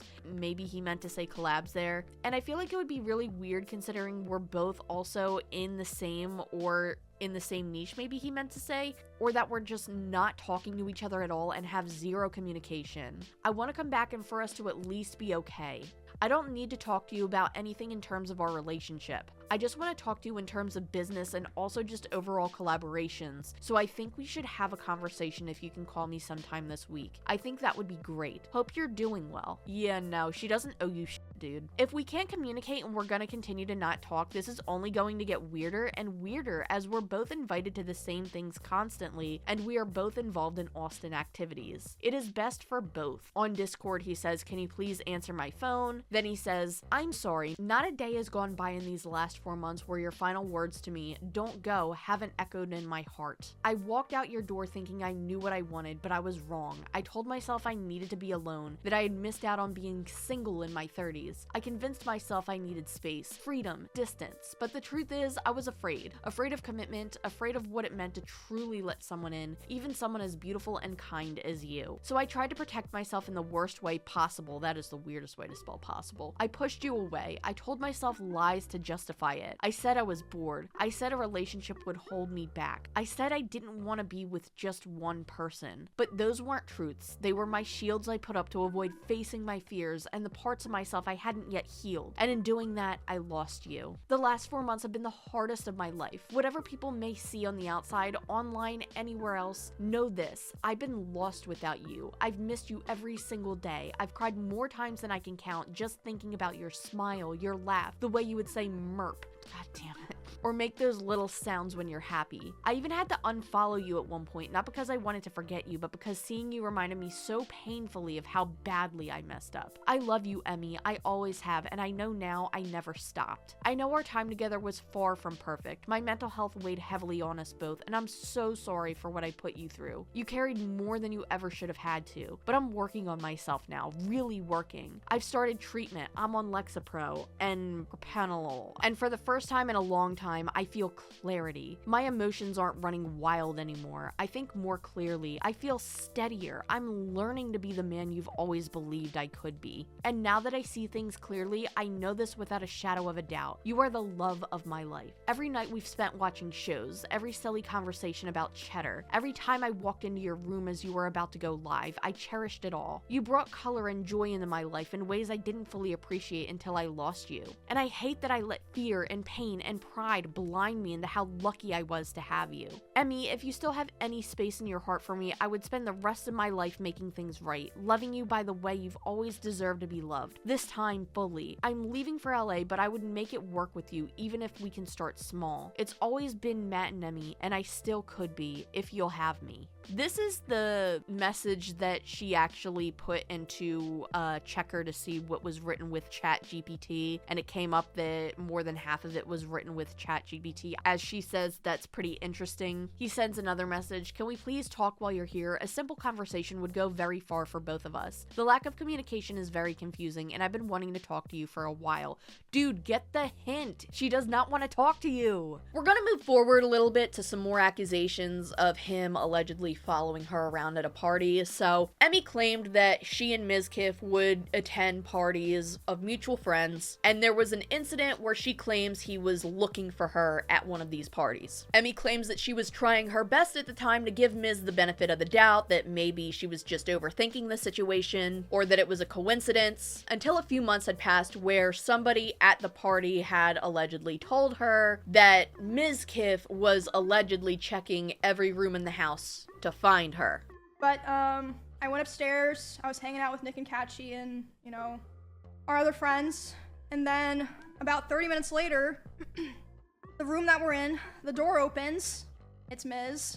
He opens the door, makes eye contact with me, goes, "Ooh," and then closes the door and leaves. A couple months later, the person that he was hanging out with that night reached out to me privately and was apologizing, and I was like, why? And they're like, "I just felt like I had to apologize to you because I felt so bad and so embarrassed of what was going on. Like, yes, he wanted to see what you were doing. He was saying, like, I want to go see what's upstairs," and he was checking every room, and then after he opened the room that you were in with Nick, he closed the door and started laughing, and then he just wanted to talk about, you know, how you guys broke up for the next, like, however many hours of the night. So Mizkif has an entirely different story to share in his explanation and response that we are going to go over. But first I want to get into another story that Emmy had shared that involves the pier incident that I actually covered in a video a few months back, last March I believe it was. She claims that during all of this, he allegedly took this as an opportunity to make the situation about himself and leak information about other stalkers that she hadn't even made public herself. She then mentions how another streamer named Asmongold tried to get a hold of him to convince him to stop talking about the situation, but he didn't answer his phone. And as far as I'm aware, none of this was mentioned in his response or the lawsuit. She also makes claims that friends would report to her how Mizkif would allegedly obsess over her streams and make horrible remarks about her.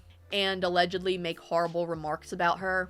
then reiterates the allegation that she made earlier in her stream, claiming that Mizkif threatened to tell everybody that she ended her rabbits' lives should she speak about this publicly. Again, the rabbit situation is going to be its own chapter. I heard from my friends, other streamers, and my employees that he had cooked up a plot that if I ever tried to talk about him, like about the abuse or anything else, he would try to go live and say that I killed my rabbits. And I was told that he approached several streamers who were around us a lot when we lived together and asked if they would basically back him up, and they refused. Obviously, they're not insane. Emmy also mentions towards the end of her stream that she is in the process of filing a restraining order against Mizkif, but as of right now, we don't have any update on that publicly that I know of. I am already in the process of filing a restraining order on him in both Texas and California. Finally, as this was mentioned earlier, this is where Emiru gets into the prediction that Mizkif would sue her for this stream, which has now become a reality. Emmy shares a glimpse of what could come from that, though, claiming that she wouldn't be opposed to sharing more information that she didn't already share in this stream alone. And I also wanted to say that I would not be surprised if he tries to sue me for this stream that I did today and for coming out about him. Not because he thinks that he would win, but for PR reasons, like a slap lawsuit. It'd be interesting if that happened, and I wouldn't be opposed to people finding out more of the truth and things that I didn't even talk about today and what else he's been lying about. And I'm sure there's also plenty of things that even I don't know about.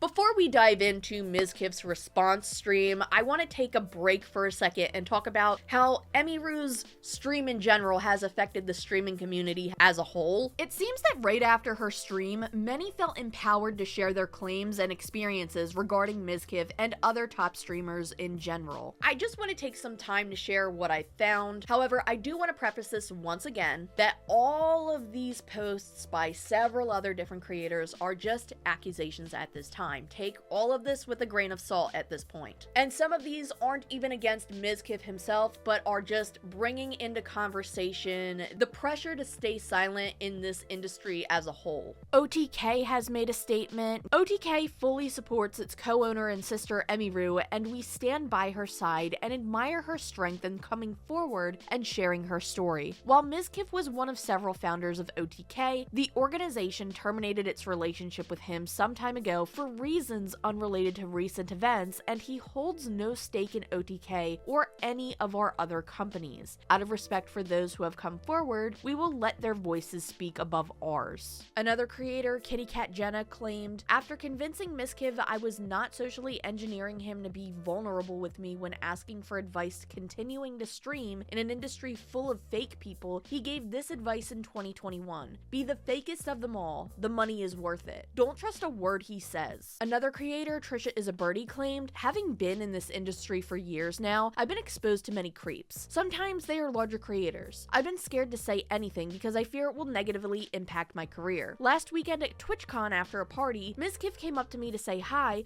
but just grabbed the top half of my face. My friend was in disbelief and told me I should say something, as that was super disrespectful, but I've always been scared of offending people, and I chalked it up to him being weird. Thank you, Emiru, for bravely speaking out, and I can't even imagine the horrors she has gone through this year. It sucks that sometimes we can't express our discomfort because we fear it negatively affecting our livelihoods. And another user, Mistress Tricky, says, you're all just seeing the tip of the iceberg when it comes to a lot of these streamers. If the rumors and open secrets I've heard over the years are accurate, it's akin to how disgusting Hollywood is. Been delusioned for years. Believe women. And a VTuber known as Yuzu, I hope I'm pronouncing that right also, stated, there are bigger streamers out there who you think are so cool and awesome that are actually terrible people. If you're a streamer who wears their heart on their shoulder, please tread this space with extreme caution and keep your friends close to you. Many want to take advantage of you, especially if you're a smaller creator. Emiru is brave for speaking out against her abuser. She's given many people a voice just by standing up for herself. Skeletons will always find a way out of the closet. It's only a matter of time. It's so disheartening that people have to go through so much quietly and will never be able to speak out for fear of ruining their career or not being believed. This really does feel like a Hollywood situation for so many people to be coming out now after Emiru shared her story, which I'm not saying that part is bad. I think naturally when a large creator comes out with the story, it gives a lot of other people courage to share their experiences that they have otherwise maybe felt afraid or intimidated to do so. But there is such a pattern here with so many people talking about being afraid of their careers. Another creator, I hope I'm pronouncing their name right, either Demi or Deem, they stated, after years of being part of the Twitch community and having friends associated with Mizkif, not once did I ever hear anything good about him from his own people. It was always the weirdest, dumbest, and most egotistical stuff I've ever heard, and everyone just dealt with it. If you're against him, he'll convince everyone around his circle to not associate with you. He'll do things in his power as a big content creator to put you in the weird position to forgive him or to stop talking bad of him. I'm glad people are finally speaking up. I hope everyone can finally move on and heal. There are actually plenty of much more severe accusations that have been written out on Twitter by several different creators that I'm going to wait to read just in case anything changes or in case Mizkif actually does respond to any of these at any point. But in the future, if more develops, I will definitely make a follow-up diving into deeper details about others' accusations against him. For right now, I wanted to highlight the posts that were sharing concerns about feeling like this is Hollywood and fearing to speak up against either Mizkif or any other large streamer due to the repercussions that could have on their careers, which feels very, very corrupt.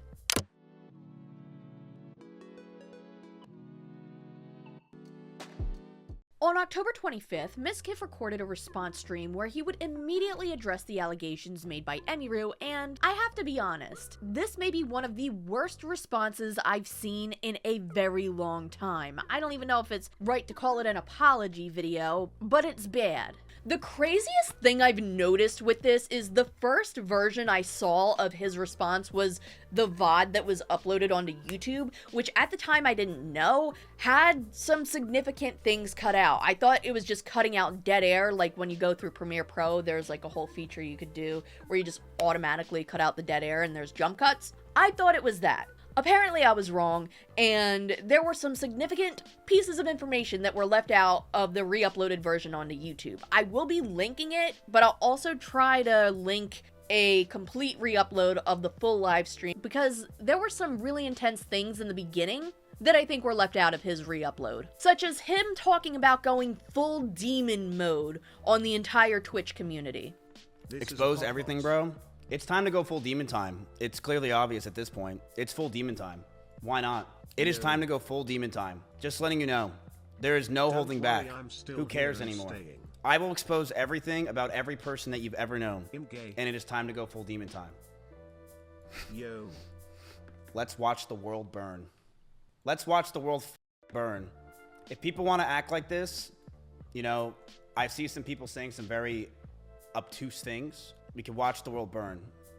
I've been trying to tone it back in my videos with my lesser than nice comments, but I really dislike this shit-eating grin he does right after saying that. This is insane to me. Honestly, in my opinion, if you have the balls to say something like this on a public platform in front of a live audience of thousands of people, you look like a clown regardless, because number one, exposing everybody else for this, that, or the third isn't going to undo your own misdeeds. And number two, if you say that you're going to do something like this and then go radio silent while simultaneously filing a lawsuit against the people that you wanted to go demon mode on, it's not only anticlimactic for your viewers who are like, what the heck is happening, but it doesn't really make you look good because you were implying that you know information that people should probably know about. You've outed yourself as a gatekeeper of information. That doesn't make you look good when talking about the cover-up situation that happened years ago. Not to say that that was or wasn't in your favor. I'm just saying it doesn't look good in my opinion. So right up front, Matt, or Mizkif, shares that he's only sticking to the Emmy accusations right now, but he had seen a few things on Twitter that upset him. He does not specify what he has or hasn't seen, but this is important to mention as he does not address any of the additional accusations made on Twitter at the time of recording this video. I believe he briefly mentions Asmongold for like a second in this video. As he gets into his story about Emiru, he begins with how things started back in 2021. We met online when we were playing AT&T Annihilator Cup. This is me and Emmy. I was introduced to her through it, and my chat started to like us hanging out. I didn't have feelings for her or anything, but I thought we could start hanging out more and be friends. We started to play games with each other on stream, and we started to grow closer together. We started calling each other, and we were flirting. We didn't do anything, but it was pretty obvious that Emiru had feelings for me as well as I had for her. But we couldn't really do anything because at the time, she was dating a girl named Bonnie, another cosplayer from another state, and I was dating Maya. Mizkif mentions that when they began talking, he was in a relationship with his now ex Maya, and that Emmy was dating a girl named Bonnie. This was a seemingly small detail for some, but this was a very controversial thing that he actually brought up. I just want to make a side note to clarify what I understand about the situation at this point in time. Some have assumed that the person Emmy dated at the time was a creator known as Bonby Bonkers. I'm trying not to read it as Bonnie Bonkers, but the person's name seems to be Bonnie. Back in April of 2025, Bonby Bonkers claimed that she was allegedly groomed by someone who was in their 20s when she was 17, and that they were a large female creator. There were a few clips of this discussion, but I'm only going to play one just to provide enough context to understand. How old was she? She was like... Actually, she was like 23. We started getting like flirty and like touchy when I was 17. I think she was 23 at the time. I'm sorry to go through that. I'm just like annoyed that I realized it so late because I spent so long like defending this girl. And I thought like she was a victim too. And in some cases, yeah, but it's like, why would you like why? She never named this creator and was later questioned about it possibly being Emiru. Bonby Bonkers came out with a statement denying that this person she dated at 17 was Emiru, and the statement was made over on Twitter or X. She stated, "The person I was referring to in those clips is not Emiru, and I never said it was. The fact that people ran with the story and put her name on it in an attempt to cancel her is really disgusting, and it's not anyone's story to retell except mine. Not only are people harassing her, but they are spreading literal lies, things I didn't even say, to try and make her look bad. I did not tell the story to attempt to cancel anyone, and it wasn't my intention that it blew up. If you're a regular, you'll know I always talk about relationships and stuff, and that's nothing new. You people gotta stop assuming everyone I'm talking about is from OTK." I just want to preface this. I am just asking a question because I don't know. I'm not making a statement.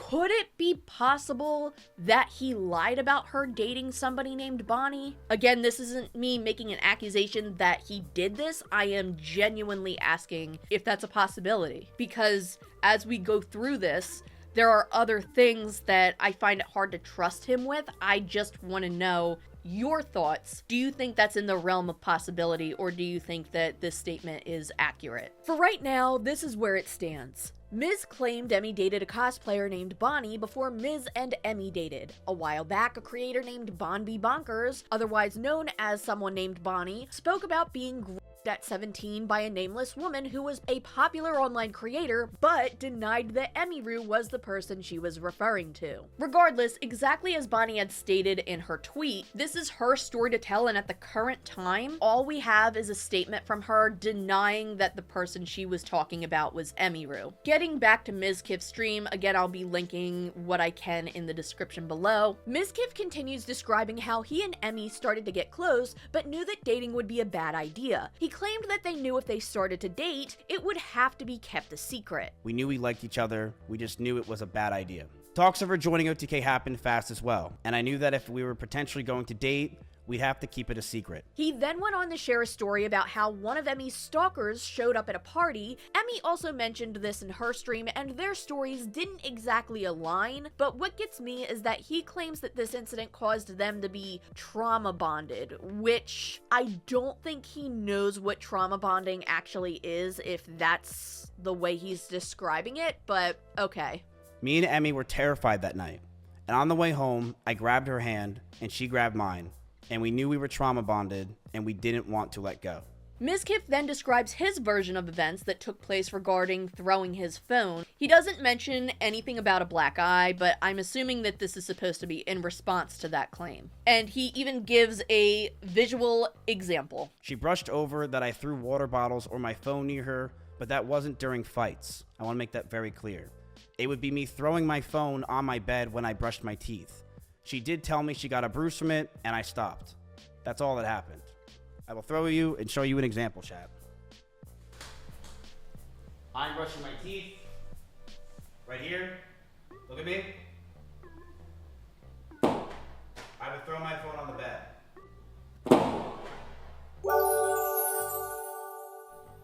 Nice shot! Again, while he mentions that she does bruise easily, and she herself mentioned that in her own stream, he does not confirm or deny the accusation of giving her a black eye. Also, if you're throwing your phone hard enough to make somebody bruise, whether they're easy to bruise or not, even if it's an accident, how could this happen more than once? I'm assuming it happened more than once based off of the fact that Emiru claimed that she would tell him she didn't like it. Also, if you're going to even toss your phone near somebody's direction, why wouldn't you give them a heads up like, hey, I'm just throwing this on the bed so you know? Why are you chucking things near people? After this response, an old clip of Miz and his ex Maya began to recirculate online, where you can see Maya in frame while hearing Miz yell at her, and suddenly bags are being thrown at her in a seemingly aggressive, non-joking manner. No, I'm not talking to him today.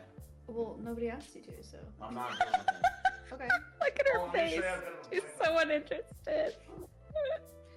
She said no. Maya unimpressed. That's what that was. 2 Starbucks bags of Starbucks they got you over the past 2 days. Oh my god. Mizkif, that was Throw not it back. funny. Throw it Yeah, back. there better be. First of all, Maya must have the patience of a saint. Because that man would be wearing that food like it's Gucci. I'm gonna be blatantly honest. You throw food at me like that, you're gonna be wearing it. I'm sorry. That's Secondly, I do want to clarify that I am aware that this is an entirely different situation in an entirely different relationship. But what it shows me is that there's potential here for a pattern of behavior. And it wouldn't be the only pattern that we've seen throughout his relationship with both Maya and Emmy. Mizkif then brings up Emmy's stalkers and how that was so hard for him. This, I assume, is the response to her claiming that he was controlling with what or when she would post and what she would wear. He would later go on to describe this even more. In regards to being controlling, I told her many things. I told her to dress older, to stop wearing pajamas, to stop talking about stalkers and schizos as a whole. Stop talking about past relationships, and yes, I didn't want her to travel without me. I also said that I didn't want her to hang out with specific people. This is because I didn't want her to get hurt. I didn't want Emmy to get assaulted. I didn't want some man to do something to her when I'm not there, and I wanted to keep her safe. And I know with how my mental was and who I was back then that I didn't do everything right. I know I could have done better, and I'm sorry. I know I was controlling and I should have just ended the fucking relationship, but I was so confused as a person. And I'm sorry I did it. I'm sorry things got to this fucking point, man. Miz goes into how the cover-up accusations back from 2022 have deteriorated his mental health and have changed his behavior. In September in 2022, a lot of you guys know, I was canceled by Trainwrecks and others trying to claim I covered up assault. It was proven wrong, but that destroyed my mental health. What Mizkif is claiming here is that at this period of time, he was in a really, really bad headspace. Every day felt like an absolute nightmare. I was losing OTK, my mental health, and all my friends. Emiru was one of the only people that were there for me. She ditched sponsors to go with me to Japan. Dry our lips. She went with me anywhere I needed because she wanted me to be happy. And she knew sometimes I freaked out, I lashed out, but she loved me and she knew I was in a terrible mental place. I think this could possibly be important to take notice of. He mentioned that during this time, again in 2022, that he was losing OTK, yet in this new lawsuit he's trying to sue OTK and Emiru, claiming that OTK kicked him out over her stream. I don't know what the deal is there. As we've gone over earlier, there were also texts between Miz and Emmy where he asks her why he was kicked from OTK at one point. How many times was he kicked out of OTK? Back to Mizkif's stream, he goes into how bad his mental health was, how Emmy was one of the only people there for him during this time, and then out of nowhere, he just outs her for harming herself on a trip to Japan. It got so bad that stress and constant talking about the same things over and over and no sleep and depression that most of my hair started to fall out and Emiru started to hurt herself while we were in Japan. So this is where Miz's side of the story begins to escalate, claiming that this is when they began arguing when they never really used to. We would yell at each other, fight, and argue all the time. Things we never once did. I felt this relationship was taking a huge strain. But I thought it could be fixed over time, since things were just so amazing that first year. I have to stop here for a second because this is one of the things that makes my skin crawl while watching his video. I'm genuinely trying to look at this from a unbiased as I possibly can perspective, but it really bothers me when he stops talking and then like whispers off to the side to himself for a second and then continues talking. But I'm so gay. It's so uncanny and makes me genuinely uncomfortable when I see him do this. But then he also tells his moderators, while shedding the driest tears I've ever seen, that they can take the chat out of emote-only mode. But as we stayed around longer, I started resenting her a lot more. You can take it out of emote-only mode. Why is that a priority? Genuinely, I get wanting to come off as authentic and wanting to live stream this like Emiru did with her past 2 streams. I get you want to compete with that probably.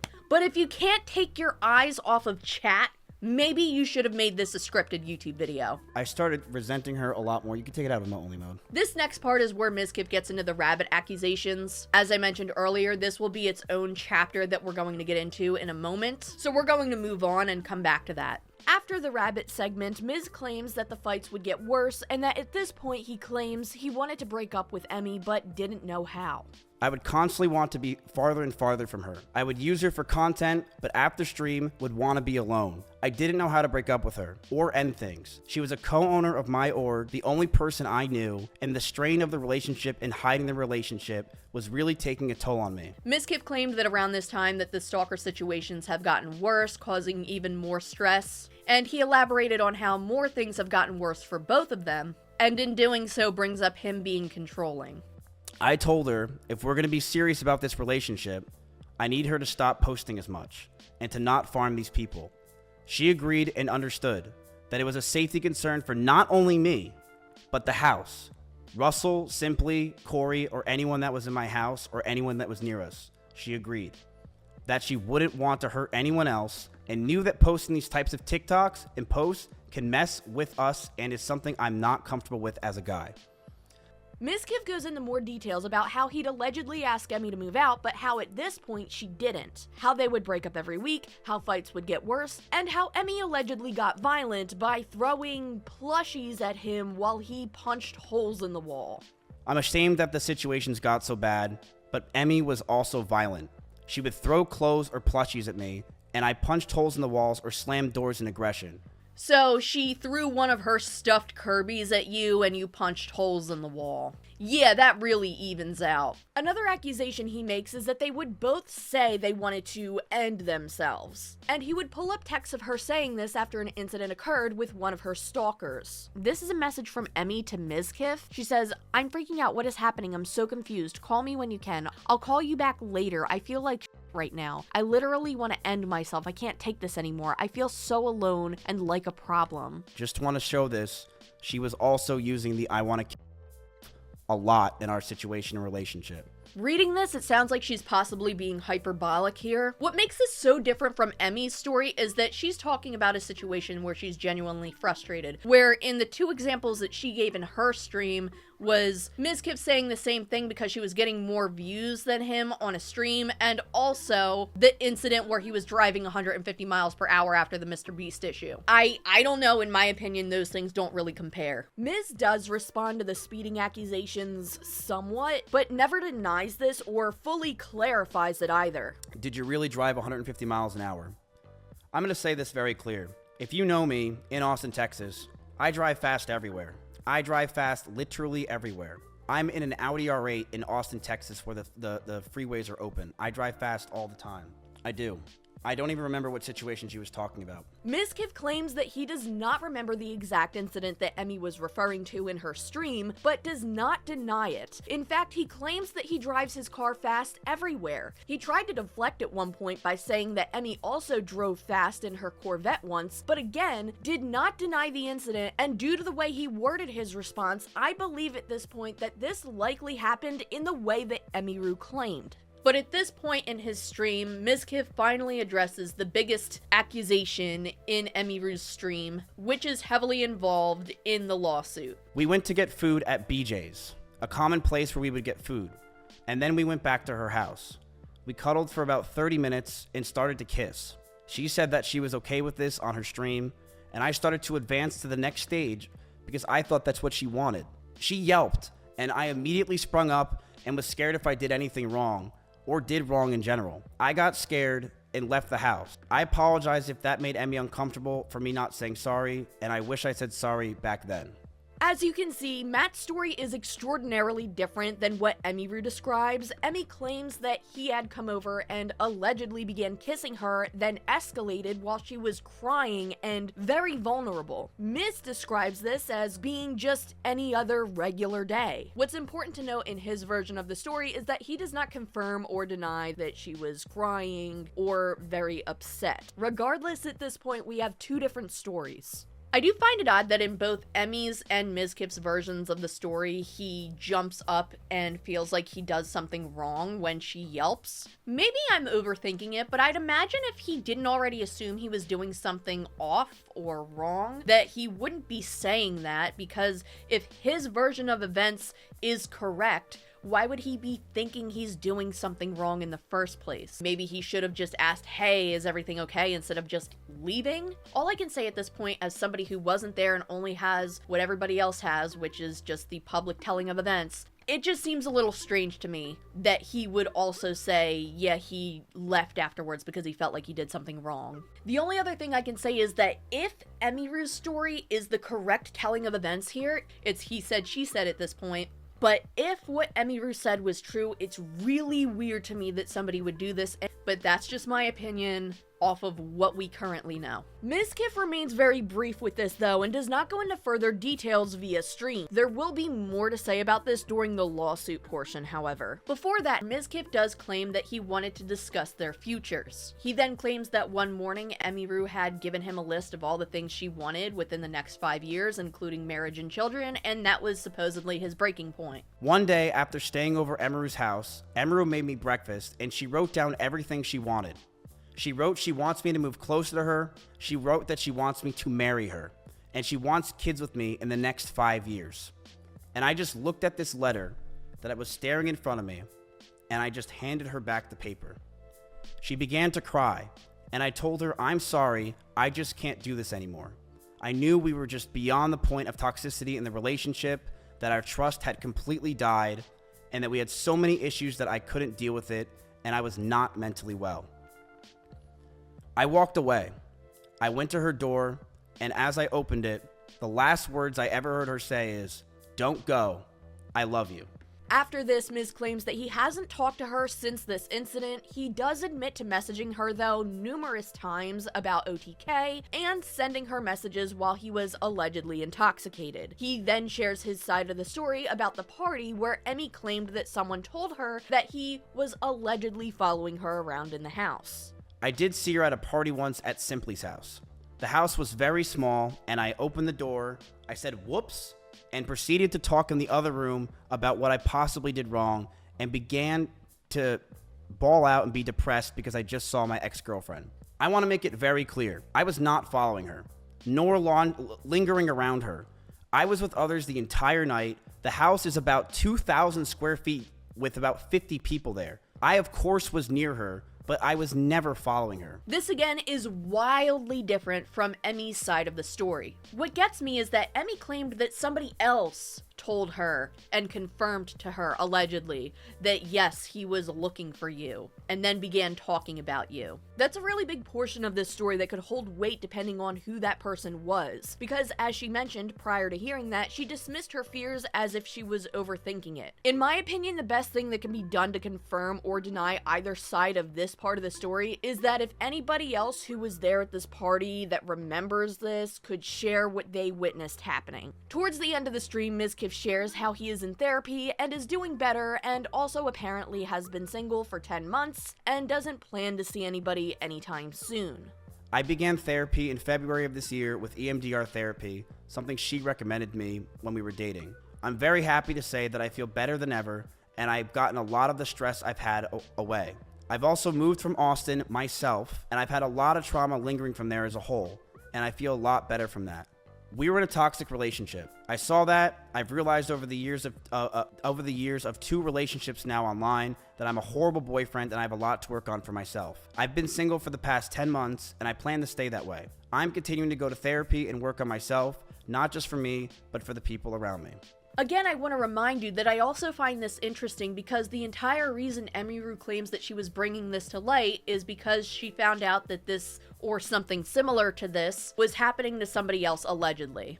The first and probably most severe reason is that one of the rules that I set for myself a long time ago about withholding this information was that if I ever felt like somebody else was in danger or being hurt, I would then make myself speak about it. And 2 weeks ago, actually 3 weeks ago now, I was informed by 3 separate people, one of whom was present for said incident, that he had done something similar to something that he had done to me. Mizkif claims that the accusations against him were exaggerated and once again shared that he was planning to go buck wild and expose other people in the Twitch community. I do believe that this is a time to go buck wild, but I want to make it very clear. When it comes to Emiru, when she says that I was getting ready to go after her and that I was going to use her rabbits against her, that was never the plan. My plan for myself was very simple.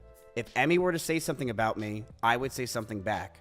That's it. I never had a plan in my life to go after her or do anything. It was if she ever said anything, I would say something as well. And then he goes back into the rabbit situation, which now we will get into. Emmy mentioned in her stream that she allegedly heard murmurs about Mizkif exposing her for her rabbits should she speak about him publicly.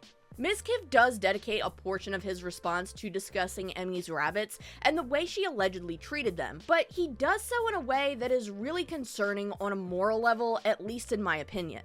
I also really just need to give you a heads up. This part of the stream is really annoying for one specific reason. He has text-to-speech enabled for his chat donations, and people have been trolling him in the chat donations. There's one part where there's just a bunch of 7, 7, 7, 7, and it literally pains my ears. But then there's another part that gets really inappropriate, so I might have to censor part of it out. Emiru has a lot of rabbits. It was her calling when she first moved in. These were a big part of her life. But as those rabbits moved out of her room and into the living room, they started to see disgusting neglect. No food, no water, sometimes not having clean bedding for weeks. I, along with many others who would come over, would give them what they needed, and I would tell her all the time to take care of them, but to no avail. She completely neglected those rabbits, so much that many of them just over 1 year of being around in my house. My cleaning ladies would clean them just because they felt terrible. And my brother once came over and said, and I quote, "If you ever marry this woman, I'll never forgive you." I would tell her to take care of them all the time, but to no avail. She completely neglected those rabbits, so much that many died just over a year or two of being around in my house. My cleaning ladies would clean them just because they felt bad, and my brother once came over and said that if I marry her, he'll never forgive me. In fact, when Maya came over during my cancellation, she actually commented on Emiru's rabbits and said, "These rabbits are completely neglected and this is disgusting." Emiru wouldn't clean the cages and the smell became so bad that we started to have the rabbits just be outside. I told her if that's the case, she's got to make sure she's giving them water because they are her responsibility. Instead, these rabbits were left outside in 100-degree heat with no food or water or anything. Most of the time being in cages with no bedding besides poop all over the place. Emmy didn't care. First of all, is this not also your house with other people living in this house as well at this time? Yes, it absolutely is her responsibility to take care of her rabbits, right? Okay, they're her bunnies. She's an adult. She should be the one taking care of them. Absolutely, I agree. But if the situation was as bad as Mizkif describes, why did nobody do anything about this? Why did anybody else living in this house, especially Mizkif himself, just allow this to continue? Rabbits crap a lot. They do. They poop a lot. Their cages, playpens, play areas, anywhere where your bunny is needs to be inspected and cleaned daily. And usually it's very easy to train a bunny to poop in one spot, which makes it easier to clean. That definitely needs to be cleaned daily, okay? Whether it stinks or not, or whether you think it stinks or not, it does. And you want to know something else about rabbit poop?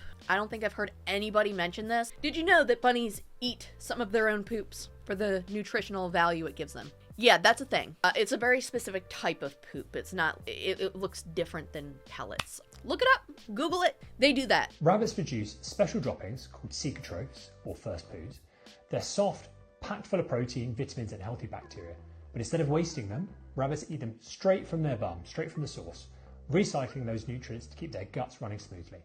So if you see your bunny snacking on its own poo, don't panic.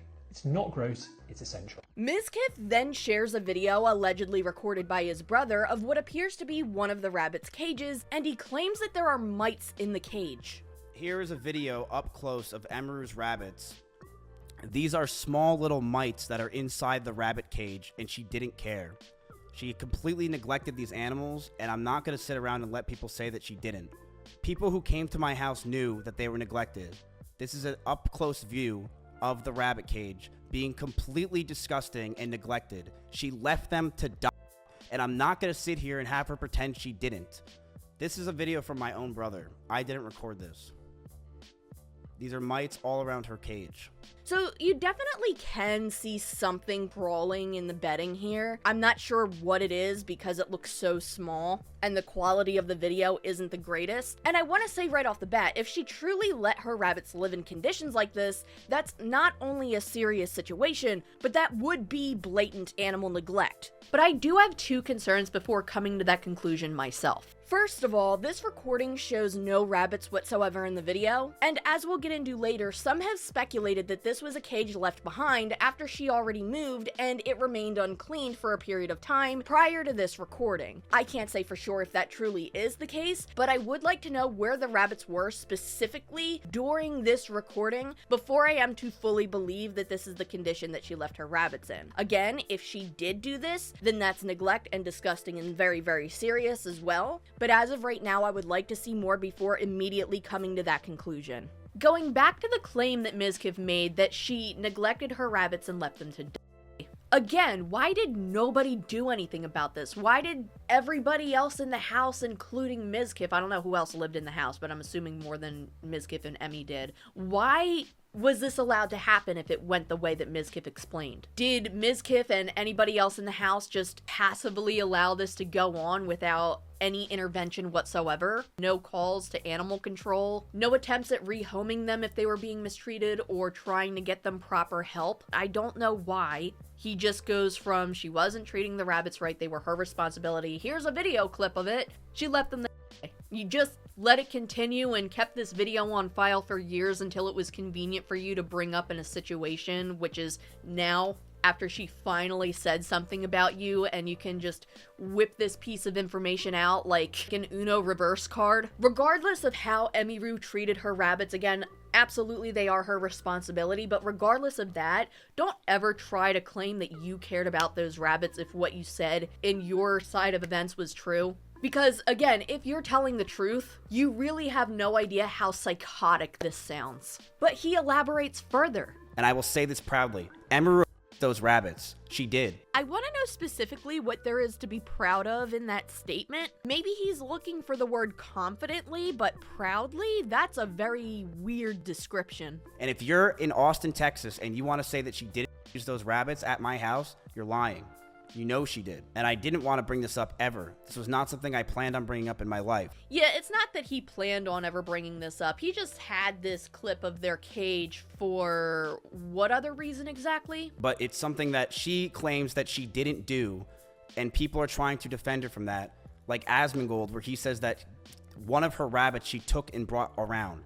What about the other 6 rabbits that died? So now, 6 rabbits. Why did nobody do anything to help with this situation? If it is true, let me be clear, I don't know if it is. I wasn't there to see this, and we have he said versus she said on this. Unless there was some insane explanation that was left out of Emmy's or Mizkif's stream, I have no idea how this makes Mizkif look good at all. He's making it sound like he was just complicit in this until the timing was convenient enough for him to say something about it publicly. Which is not only disgusting, but is just as bad as the situation he's trying to insinuate himself.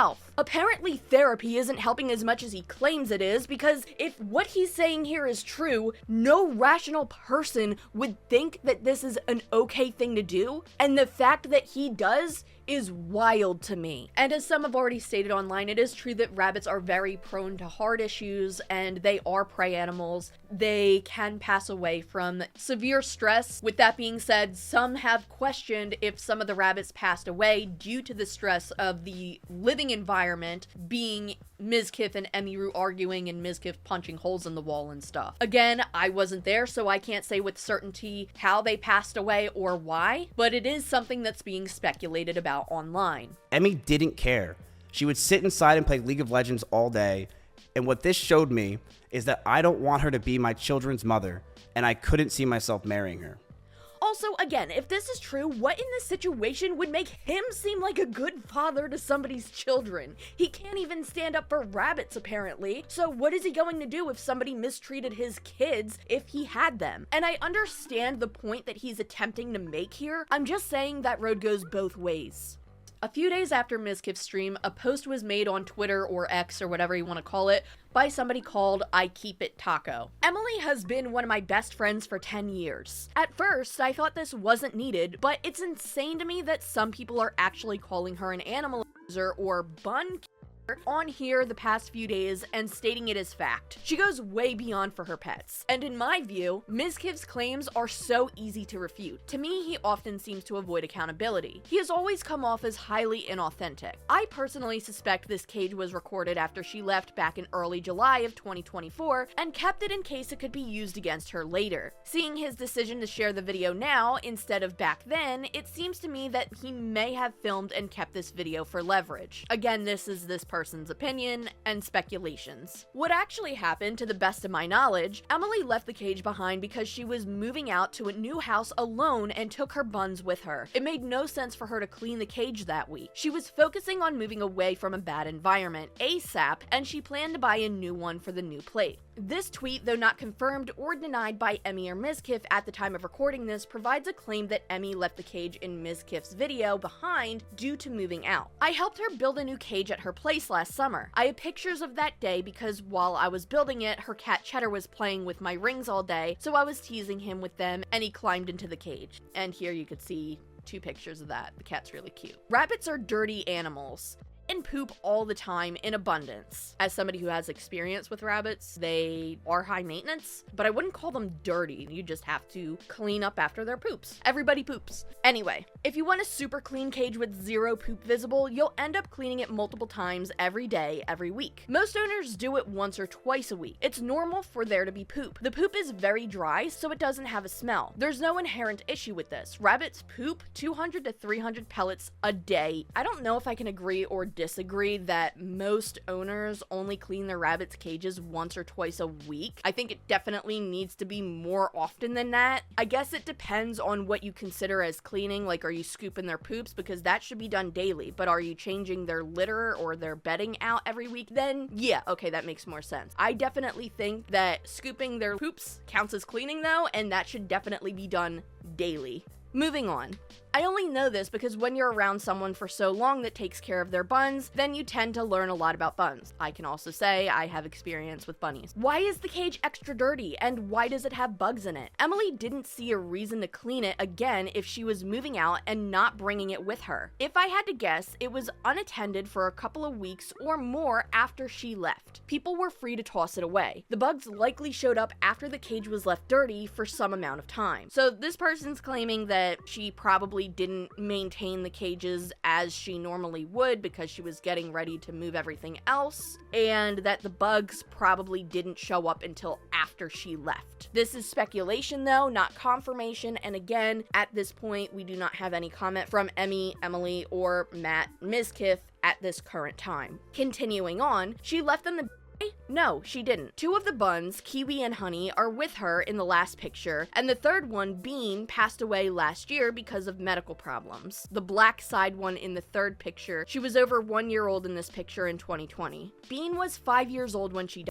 She passed away late June of 2024. It was due to a seizure. She always had health problems. When she was a baby, she would randomly pass out and stop moving for a bit. The first day Bean had passed out when she was a baby, Emi immediately ended stream and drove 3 hours to the nearest open animal hospital because it was a Sunday and most of them nearby were closed. The vet said her heart would randomly stop pumping because her heart nodes weren't developed correctly. Years later, the vet said things would be okay now that she's older, but then later would again start passing out randomly and waking up. The heart problems never really went away, it just reappeared later as she got older. Maybe the stressful environment brought it back, I don't know. She had complications since birth. Bunnies do have very fragile hearts, and that sounds so sad, but it's true. They are a prey animal. If they are in a stressful situation, it literally can kill them, and the stressful situation doesn't have to be that stressful. Sometimes it can happen, and if a rabbit already has heart complications, that could definitely shorten their lifespan or make things worse. I'm not a veterinarian,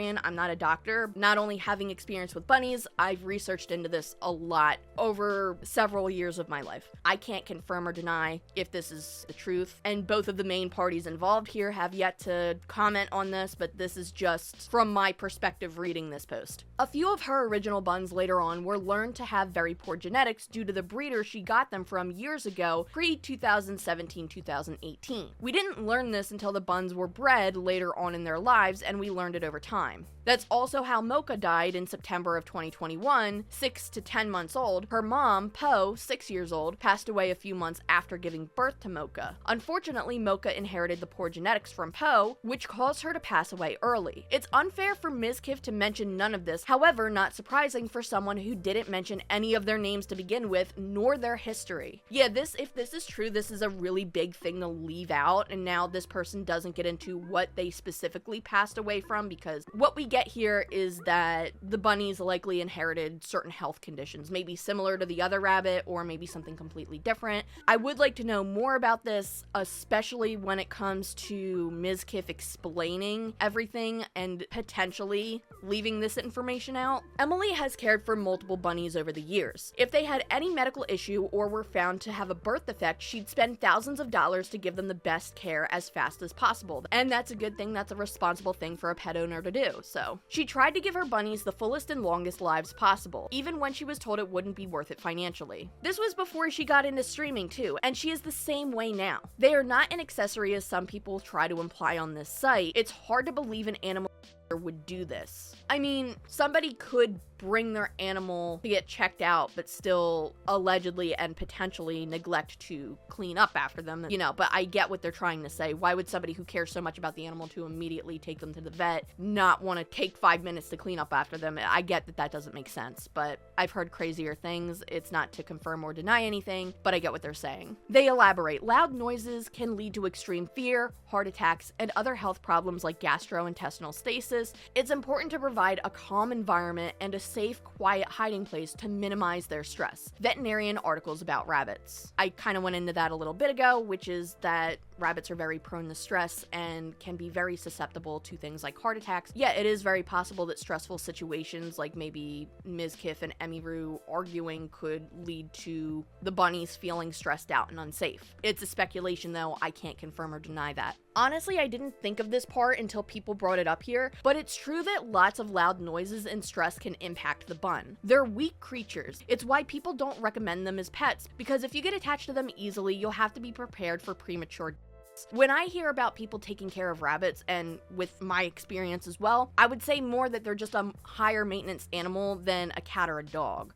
They can be very good pets to have, they just require a lot more care because, similar to what this person describes, they're fragile. They're also prey animals. In clips from that period, Mizkif's behavior during this time came with a lot of yelling, door slamming, wall punching, and other loud outbursts. Yeah, that could stress a rabbit out. Loud noises and stress can exacerbate rabbit heart condition. Due to this, I don't think he considered the bun's well-being until it benefited him as leverage. Again, this is this person's opinion. I'll go back into my opinions on his reasonings in a second. Rabbits are prey animals, that's what I've been saying. They're very sensitive and fragile creatures, that's also what I've been saying. Saying they died because of no food, no water is completely false, or she left them outside in 100-degree weather. She lets the buns into the rest of the house and sometimes the backyard to roam around. That's healthy for them. She doesn't keep them in cages or playpens 24/7. He keeps referring to them as rabbits, but he doesn't even know any of their names. Not a single mention. I got the impression he sees animals as an opportunity. Me, Emily, and a few other friends were watching Alien last September. It's not often that we all spend time together as a group in real life because everyone is split across the country. What happens? She tells me she has to leave, but she'll be back fast because Mizkif needs help with a stray cat that he found at the airport and he has no one else to help him. It felt performative to me when he posted, and later deleted, the cat photo on Twitter. She missed out on the entire movie and showed up 30 minutes after it was over. I told her it seemed to me that he was just using the stray cat as a way to interact with her and to get her to hang out with him. The stray cat ran away, no surprise, and nothing was achieved. Emily had told him earlier we would be back in town that week, so I suspect he might have used that information to try and minimize her time with us. At that moment, it seemed that he had a lot of influence over her at the time. I think that's everything I got to say about the buns. I know I've been criticized for being vocal in numerous drama situations in the past, but I think it's important for me to speak up because I've always been in a position in life where my livelihood isn't at risk for speaking out against people who might be a detriment to our community. This follows that pattern of people feeling scared to speak up because it could harm their careers.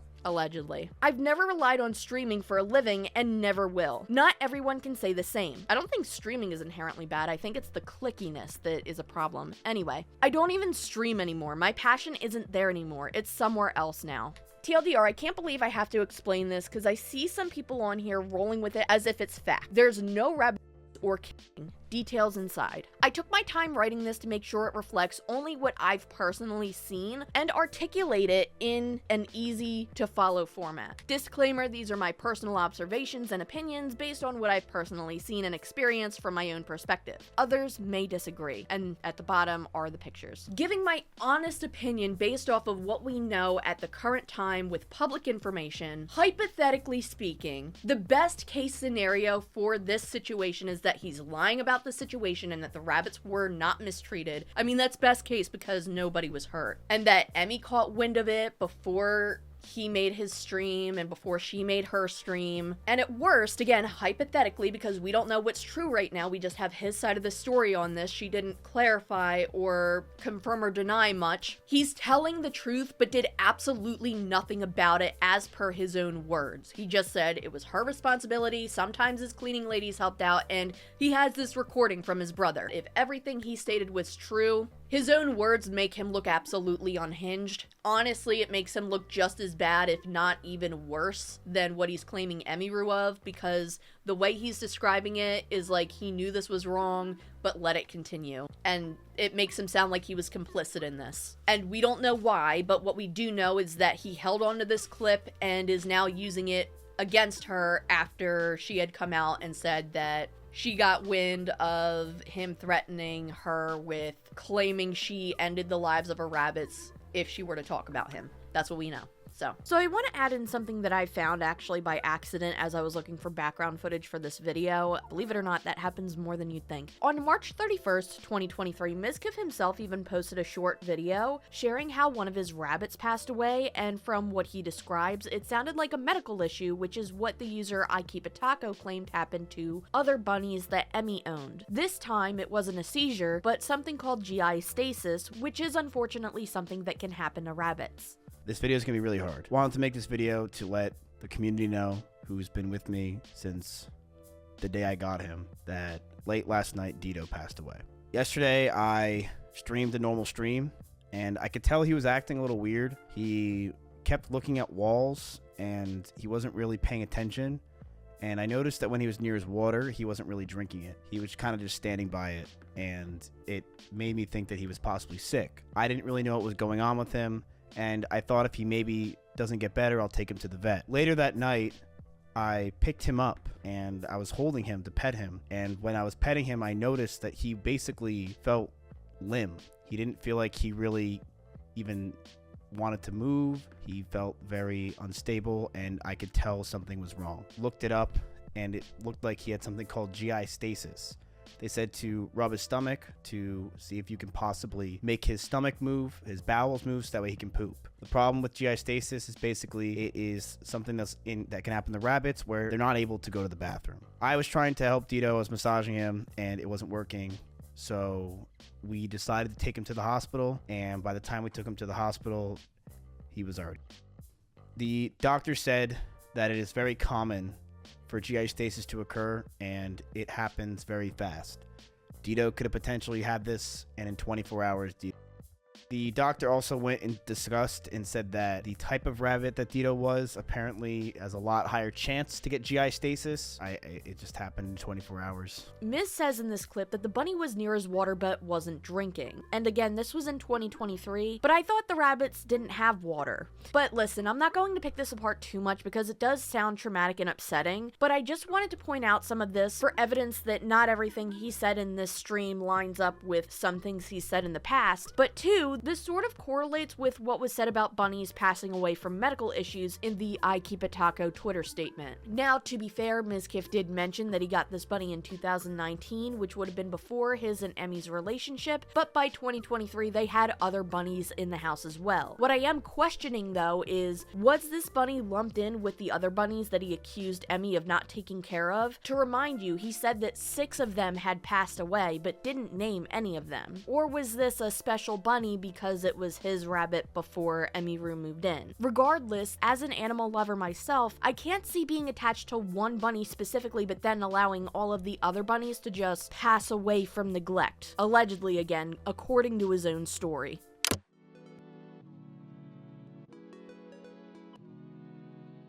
Another bombshell dropped after Mizkif's response stream. Twitch has an offline chat feature which basically allows you to continue chatting through text with your viewers without actually live streaming. That's how I understand it, at least. At some point after Miz's stream, he left a wall of text in his offline chat for his viewers to see.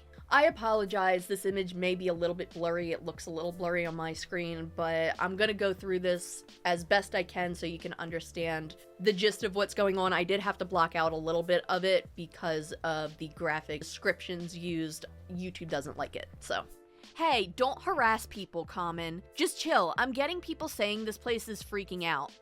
I know I've done a lot wrong in my years on Twitch that I wish I could take back, but a lot of you know I've been working on myself for the past year, hard. It's not weird. People don't know because they don't watch me. I've been in therapy for almost a year, been working on myself, and I want to continue to do so. I'm not going to go back to the place I once was. I was depressed and taking every type of drug possible to short-term fix my brain. And in doing that, I hurt myself more. I was on steroids because I thought it would fix myself. I was taking shrooms every day to fix my brain, but that destroyed me. Never take shrooms when depressed, like ever. So for 2 years, all I did is take shrooms to fix my brain and steroids to fix myself. I tried acid and that backfired. In doing that, I know I messed up so bad and hurt so many people around me. I lashed out, I was angry and out of my mind. I did take steroids. It sounds like he was talking to people and all of the other people talking were cut out and it's just his side of the conversation, but I don't know that for sure. I did take steroids. That gave me insane anger issues. You could tell when I was. Because I don't want you guys to know I was, it was embarrassing. I got off steroids about a year ago fully. You can't just get off of it. I take full accountability for who I was. I wish I didn't just go for drugs and really focused on fixing myself. I went for short-term fixes and it backfired. But I am proud of my progress this last year. I'm proud of who I've been becoming. I feel more normal than ever. It doesn't change what I did in the past. I understand people will see that and not want to come back or not talk to me. Every time I close my eyes since 2022 while I was in Austin, I envision different ways of ending myself.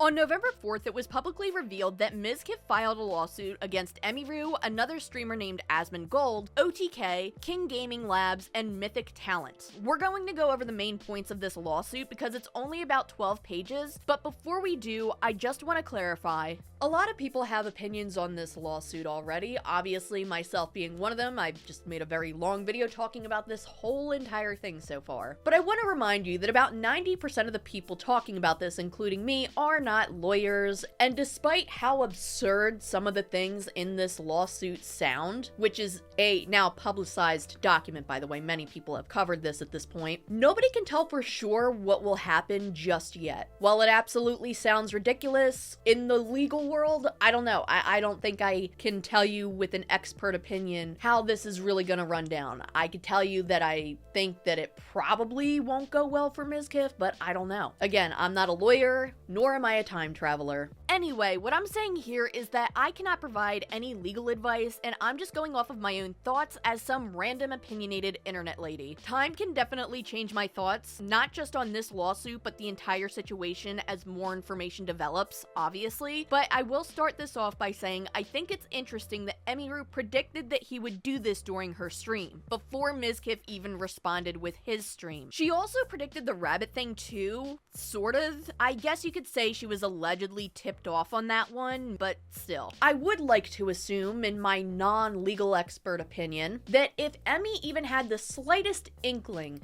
that Mizkif would attempt to sue her after her stream, that she would already be prepared and would likely be very careful with what she decided to say. And I believe if this is the case, she would likely have more of an advantage than we would probably like to think she does, because who knows what else is going on in the background for her to already be thinking that. Now for OTK and all of the other parties involved, I'm not so sure. But one thing I do know is that Emmy saying this, if he tries to sue me for this stream that I did today and for coming out about him. Not because he thinks that he would win, but for PR reasons, like a slap lawsuit. It'd be interesting if that happened, and I wouldn't be opposed to people finding out more of the truth and things that I didn't even talk about today, and what else he's been lying about. And I'm sure there's also plenty of things that even I don't know about. Yeah, there's more things that I didn't even talk about today, but I'm hoping that now that I have this out, this is the last time I ever have to talk about it. Could potentially mean that at some point more will come out, at least as far as we know already. That's the implication I'm getting from this. But who knows? Only time will really tell. So we're going to skip to the factual background part and onward with this lawsuit because the first few pages are just legalities, and this gets into the meat and potatoes. For the past decade, Matthew, and I'm redacting all of their last names, has been working tirelessly to build a career in the demanding live stream and content creation field, primarily on YouTube, a video sharing platform, and Twitch, a live streaming platform. Through years of effort, Matthew built his online presence under the handle Mizkif, leading him a multi-million follower presence across various social media platforms. Matthew's entire professional life, during all relevant times, centered around streaming and content creation. Matthew became one of the most successful creators on Twitch with a following of 2.2 million viewers as of October 2025. He was known for collaborating with other streamers, playing video games, and discussing various issues with his followers and subscribers through Twitch's chat feature. In 2021, he won Best Just Chatting Streamer at the Streamer Awards. Okay. The community that Matthew developed, along with his industry connections with other streamers, his personal reputation, and his business goodwill, allowed him to develop a successful business with multiple income streams from subscribers, ad placements on his videos, sponsorships, and more. In 2020, along with certain other high-profile streamers, Matthew founded the One True King media brand and incorporated Defendant OTK, which he remains a part owner of to this day. Defendant Emily, or Emiru, joined the OTK ownership in 2022. Through the acts and omissions described below, defendants Emily or Emiru, Zach or Asmongold, and OTK, acting in concert, wrongfully and baselessly accused Matthew of serious criminal activity for no purpose other than to harm him, his reputation, and his business, and wrest from him control of the companies that he helped build. Matthew and defendant Emily began dating in 2022. The relationship was not easy on either side. They would routinely face harassment from Emily's followers, some of whom were stalking her. They got into arguments regularly, and Emily threatened to end her life in many of these arguments. Emily would dress and behave in ways that Matthew thought made her unsafe in light of ongoing stalking from some of her followers. This sounds unhinged so far, especially when he admitted in the video that they both said that they wanted to end their lives at different points, and he never denied, even in this, saying that he wanted to end his life while driving 150 miles an hour in his car with her in it. At the end of the relationship, Emily expressed her desire to marry Matthew and raise children within the next 5 years. Matthew, contemplating the tumultuous nature of their relationship to that point, could not agree to do so. He called off their relationship and moved from Austin to Los Angeles in January of 2025.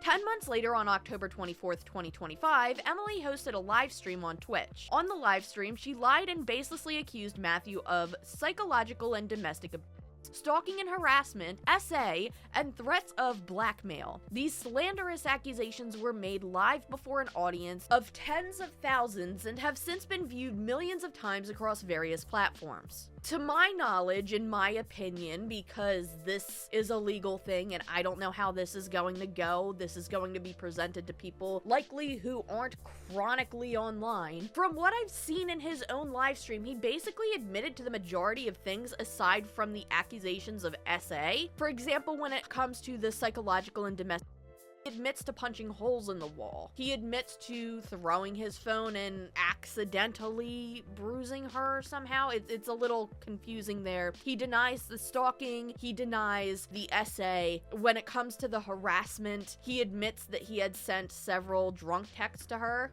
And he admits that he said that if she were to say something about him, he would say something about her. And even in the live stream, the first thing he says is it's time to go full demon mode, and basically mentions how he wants to go scorched earth and expose everybody. So I genuinely don't know how this is going to hold up. I guess time will tell. In the same live stream, Emily gives accounts of their relationship that clearly do not support the allegations she levied. For example, in her own description of the purported essay, Emily states that she and Matthew were kissing. He tried to initiate.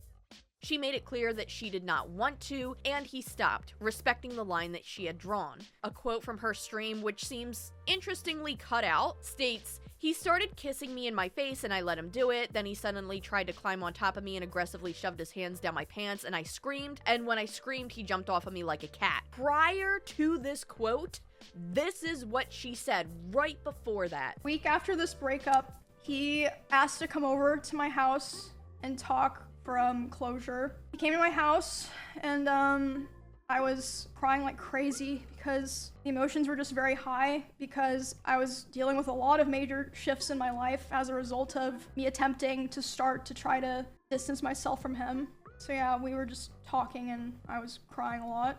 He started to try to comfort me by hugging me while I was sitting on the couch and holding me really close to him. And when this was happening, we hadn't talked in quite a while, and I'm usually very uncomfortable with being touched a lot by people that I'm not in a relationship with, but I let him hold me while I was crying, and he started kissing me in my face, and I let him do it. I was still sobbing a lot. And then suddenly he tried to climb on top of me and aggressively shoved his hand down my pants, and I screamed. And when I screamed, he jumped off me like a cat, and instead of apologizing or checking if I was okay, he said, "I feel weird now. I feel like I did something wrong. I have to go." And he immediately left my house while I was still crying without checking if I was okay or anything. And that is specifically where the issue comes in, and Matthew, or Mizkif, whatever, did not address that part in his stream and does not address that part in this lawsuit. That is where people are concerned. Does that classify as SA? I don't know. I mean, I think it's weird that somebody would do that to somebody who's crying and vulnerable, but the question is, was she actually crying and vulnerable? He never denies that. He has an entirely different story of what happened, implying that she wasn't, but he never outright says yes or no. And she herself says that he jumped off of her. This isn't something that she's denying. Nonetheless, she continued to defame Matthew and portray him as a perpetrator of SA in a video she knew full well would be viewed by millions. That very same day, OTK sent Matthew a letter purporting to terminate his interest in the company. OTK claimed it was entitled to do so based on the nature of Emiru's allegations. Emiru is the handle under which defendant Emily operates her streaming content and creation business. This letter asserted a number of purported breaches of the owner's agreement. No such breaches occurred. Nonetheless, OTK asserted that it was reclaiming Matthew's 1,109,139 shares of OTK without payment. This letter further asserted Matthew owed amounts in excess of $600,000 to Mythic for quote-unquote management fees relating to purported breaches that did not occur. Through OTK, Mythic demanded repayment of these allegedly owed fees. I don't know much about this, so this might be the only thing he possibly could have a case on. I'm not a lawyer, and this part is unfamiliar to me, so I can't comment too much on this. Further, the letter falsely asserted Matthew violated his agreement with King, purported to reclaim Matthew's 93,012 shares of stock in King, and demanded payment of $296,401.92 as a result of purported breaches that, again, did not occur. Mythic, King, and OTK made no serious investigation or inquiry into the basis for or truth of Emily's allegations before repudiating their agreements with plaintiffs. Indeed, Mythic, King, and OTK did not even ask Matthew for comment or any information in his possession disproving the allegation. Instead, a few days after Emily's defamatory livestream, OTK, perpetuating the defamation, put out a statement on X, formerly known as Twitter, that it fully supports its co-owner and sister Emiru and stands by her side and admires her strength in coming forward and sharing her story. In this statement, OTK falsely claimed it had terminated its relationship with Matthew some time ago for reasons unrelated to recent events. I'm asking this as a genuine question. I'm not making a statement or accusation. Could it possibly be that they were referring to when he got kicked from OTK during the Adriana Lee situation? I know that was a temporary thing, but could they have been referring to that? I'm not sure. Zach, who streams under the handle Asmongold, is a part owner of OTK. Since Emily's live stream, Zach has continuously defamed Matthew on a nearly daily basis. He has claimed inter alia Matthew should be in jail, claimed he was abusing and manipulating others, hurting other people, and becoming an aggressor. I mean, again, Matt kind of came out and said that he was on drugs and acting very aggressive, admitting to punching holes in the wall, among other things. This is all in his live stream, and in that text chat thing, this doesn't sound like a promising win for him when it comes to the accusations of him being aggressive and the things he's done with Emiru, but that's just my opinion. I could be wrong. I'm not a lawyer. For example, in a live stream that has since been uploaded to YouTube where it garnered 1.9 million views as of the date of this filing, Zach states directly that Matthew was the aggressor and in the relationship with Emily. Zach would then qualify his statement by saying, at least allegedly, but disclaimed that disclaimer itself by saying he has to say that for legal reasons. Well, yeah, a lot of people say allegedly because allegedly has just become this buzzword that a lot of people say. Some people say it doesn't actually protect you from legalities, but even when I took college classes in journalism, they made a whole portion of that class, granted this was a while ago, that it is important to use the word allegedly until something is convicted in court. But people say allegedly all the time, allegedly for legal reasons. It's just so that way they feel a little bit safer speaking out about what they want to share. I don't think that saying allegedly for legal reasons destroys the statement of allegedly itself. I don't know. Maybe I'm wrong. Maybe there's some loophole in the legal world that I'm unsure of. Zach has on near a daily basis reaffirmed the truth of Emily's allegations before his millions of followers. Zach has also claimed on his live stream that there was another, again unspecified, act of misconduct that was the reason Matthew was removed from OTK. This is in direct contrast to OTK's own account as provided in its letter of October. Zach falsely accused Matthew of threatening Emily's employees at TwitchCon, a recent streaming convention. But didn't Matt actually admit that he did say that if Emily comes out and says something, he's gonna say something back? When it comes to Emiru, when she says that I was getting ready to go after her and that I was going to use her rabbits against her, that was never the plan. My plan for myself was very simple. If Emmy were to say something about me, I would say something back. That's it. I never had a plan in my life to go after her or do anything. It was if she ever said anything, I would say something as well. So again, that was in his live stream. Zach has enriched himself personally by advertising revenues and subscription fees garnered from his smear campaign against Matthew. Even some of Zach's own viewership noted he was drama baiting for views. I don't know much about Asmongold, but I know he covers trending topics. Anytime I hear about something he said, it has to do with him covering something else. So as far as I know, this just sounds like he's covering a situation as if he were covering any other situation. Maybe I don't know enough about his content, but that's just my thought. The combined coordinated actions of Emily and Zach, OTK, Mythic, and King have caused serious and lasting damage to Matthew's personal reputation and his business. Since the defamation occurred, Matthew has been losing followers and subscribers on a daily basis. Matthew anticipates the loss of existing sponsorships and increased difficulty in securing future sponsorships. Regretfully, the extreme nature of the misconduct here has compelled Matthew to file suit. And then this goes into the breach of contract allegations. I'm going to be completely honest, due to the fact that I am not that knowledgeable on the breach of contract, other than the fact that it says things along the lines of OTK acknowledged it took no effort to investigate the alleged, claiming in its own words that OTK is not involved in nor aware of the content of such personal matter that Matthew or Emiru may have with each other. Nonetheless, OTK anticipatorily breached its contract with Matthew based on Emiru's allegations. Similarly, King breached its agreements with plaintiffs by purporting to divest them from their stock in King when no breach or event of default permitting same had occurred. These breaches of contract have caused damage to plaintiffs by purporting to divest them of over 1 million shares of stock owned in OTK and King, and I just want to be upfront with that. Seems to be beyond the realm of what I understand, so I can't give an opinion on that. I'm specifically trying to focus on the defamation part, which is what we're getting into next. Defendants Emily and Zach have repeatedly published untrue defamatory statements concerning Matthew to an audience of millions, painting him as a racist. I know this is censored for YouTube. The word that begins with R, it's really interesting because if I remember correctly, throughout all of this, I have not seen Emiru once call Matt a racist. Anyway, painting him as a racist, domestic abuse,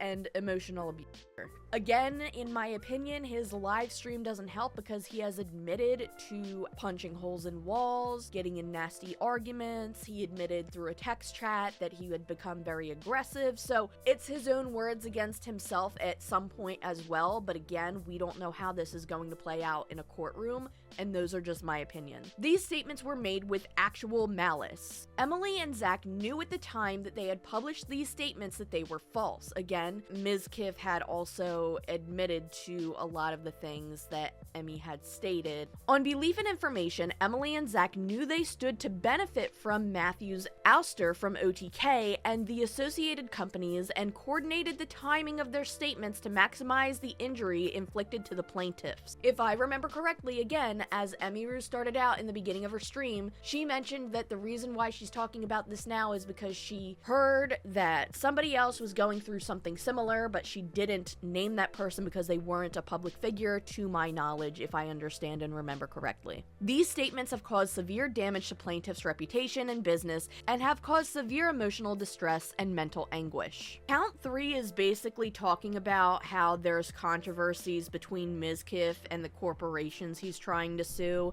so I'm gonna skip over that and get to count 4. I'm sorry, the attorney's fees, which is basically saying that based on the actions of OTK, Mythic, and King, Matthew has been forced to retain the undersigned counsel to protect his interests and is incurring legal fees. Now, I find it interesting that it's only OTK, Mythic, and King. They didn't add Emiru or Asmongold into that. And then they list the damages that plaintiffs have been damaged by the acts and omissions of the defendants in the following ways: reputational harm, loss of business goodwill, loss of earnings, loss of future earning potential, emotional distress, and mental anguish. And then it gets into the conclusion. Plaintiffs Matthew and Mizkif Enterprises, his LLC, pray this honorable court after trial enter judgment against defendants. And this is what I'm assuming they want out of this: awarding plaintiffs such damages as determined by the finder of fact, awarding plaintiffs reasonable and necessary attorney's fees, awarding plaintiffs pre- and post-judgment interest at the maximum rate allowable by law, declaring that OTK, King, and Mythic have no claims against plaintiffs, declaring that OTK and King's attempts to divest plaintiffs of their interests in the companies at issue were ineffective as a matter of law, and granting such other and further relief as to which plaintiffs may prove themselves entitled at law or in equity. This is pretty much everything in the lawsuit in a nutshell, again, skipping over some of the stuff that I don't understand too much, being the issues with the companies of Mythic, OTK, and Kings, but this entire thing sounds really, really rocky. And from somebody who has no law degree, is not a lawyer, take my opinion with a grain of salt, but I think that this is not going to go well for him, at least in terms of Emiru and Asmongold probably as well. The thing that I don't know is, because this is all packed in the one lawsuit, if anybody out there understands law more than I do, maybe you can answer this for me. Since this is all in one lawsuit and he didn't just do multiple lawsuits like individually for each person, if he loses the part with Emiru and Asmongold, will he automatically lose the part with the corporations? Or is it possible that the Emiru and Asmongold part can be dropped, but the corporation part won't be? I'm very confused on that. As of right now, this is everything that I have for you. This has been an extremely lengthy, long video, but I hope you've enjoyed hearing me discuss all of this. This is my first video back in a little over a month, so again, I do apologize for my absence there. Really quick before we go, I want to give a brief update. As I mentioned in the very beginning of this video, I've been gone for actually near 2 months at this point, and I would save this for a mashup video, which is what I'm planning on posting next very soon, but I don't want to leave a cliffhanger or say, hey, things have been going on, and then not address it in this video and make anybody worried. But I want to briefly explain what's going on. There's 3 major things that have all been kind of happening since the end-ish of the summer. Something started a little bit before that, but I'm going to get into it. First of all, if you haven't seen my previous video on my BRCA diagnosis, I found out earlier this year that I have been officially diagnosed with a BRCA1 mutation. I've known before that I've had it, but it was through like online DNA testing. I had done that years ago, and it told me that, but I just this year got formally diagnosed because I switched one of my doctors and they wanted me to get it done. After I had gotten it done, there has been a lot of testing, and for the rest of my life, unless I get a surgery to remove certain parts of my body, I will be getting these tests done, and it's been really getting at my mental health a lot, especially the past month and a half, because I had a routine MRI, but it was my first chest MRI, and they had nothing to compare it to, and they saw this tiny little blip, and it became kind of like a health scare. They wanted me to get a second ultrasound done. Nothing came up in the ultrasound, so they're treating it like everything's fine right now, and everything probably is. Again, since this was just my first chest MRI, they don't have a comparison, but my doctor moved up my next MRI, which was supposed to be a year from now, to March, and then in April I'm going to get my routine mammogram and chest ultrasound. It's supposed to be every 6 months I get one or the other, but because there was like a teeny tiny little blip they saw, they just want to be sure. At first that was a little bit of a health scare, but after speaking with my doctor and having a follow-up with her, I feel better about it now. But that's not the only thing that has been a lot. A while back,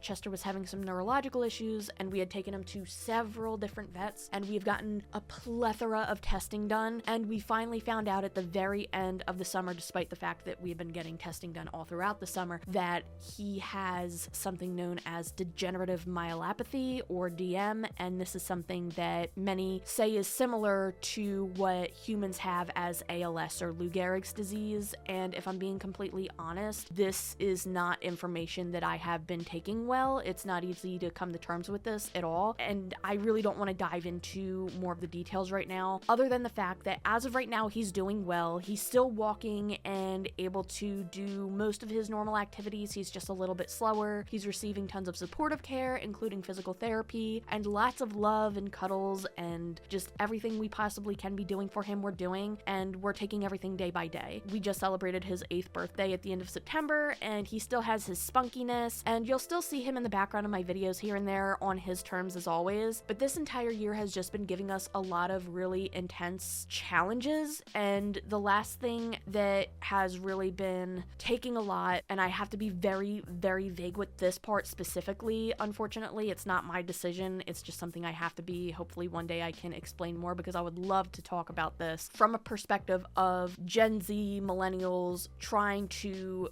live. My husband and I moved into our first place a couple years ago, and we recently found out that there is a huge issue with our living space, and there have been plenty prior to this, but this is one that has been affecting us really badly for the past few months. This is something where the repairs genuinely should have been done by now, and I am so, I can't get into it too much again. 1, because I can't, and 2, I'm just gonna get angry. But the reason why things have been so slow, again, because we found out about this at the end of the summer, and we're in the middle of November now, and only a couple things have been repaired. There are several repairs that need to be done. I guess the best way to describe it is the bureaucracy of getting it done. We have to get approvals. It's been taking weeks and weeks to hear back from certain people. We're sitting with this situation, and it's slowly getting worse. Long story short, it's been a lot, but we're at the light at the end of the tunnel. Things are getting done. A few repairs have already started, and we're expecting to have things done by the end of the month. And on top of that, I have a lot of videos, at least 5 more. This is because I've had so many things I've wanted to talk about, and there are so many things happening now that I want to also talk about, and I want to make up for the lack of posting in October. I also do have some good news. I originally wanted to do a Halloween stream this year, as I used to do those annually, but unfortunately, because of everything, mostly our living situation, I've not been able to do that. I do want to do that though in the near future, because I've already bought decorations and I have an outfit planned and everything. I put a lot of money into this, and I don't care if only like 2 people watch. It's just something I really was looking forward to. Also, we have to relocate temporarily, but that's not going to affect my uploads. So yeah, I do apologize for a little bit of the oversharing there. It's been very frustrating, and yeah, but thank you so much for listening, and thank you so much if you've made it to this point. If you have been listening, I will keep you updated on things, especially with the stream, as that moves closer. Let me know your thoughts on everything we've had to discuss today. Let me know if you agree or disagree with anything. And with that being said, thank you so much if you've made it all the way to the end of this video. Thank you so much to everybody supporting me over on Patreon and through YouTube memberships. I will see you in the next video, which will be very soon. And also, Chester was in here earlier, and so was Shadow. Stella is... Actually, she was in here too at one point. curled up in her little cat tower. But yeah, all of them have gone to eat dinner. I've been recording for over 3 hours, so they've been in and out of the room. And they're Shadow now. So I'm gonna go take care of that. I'll see you later.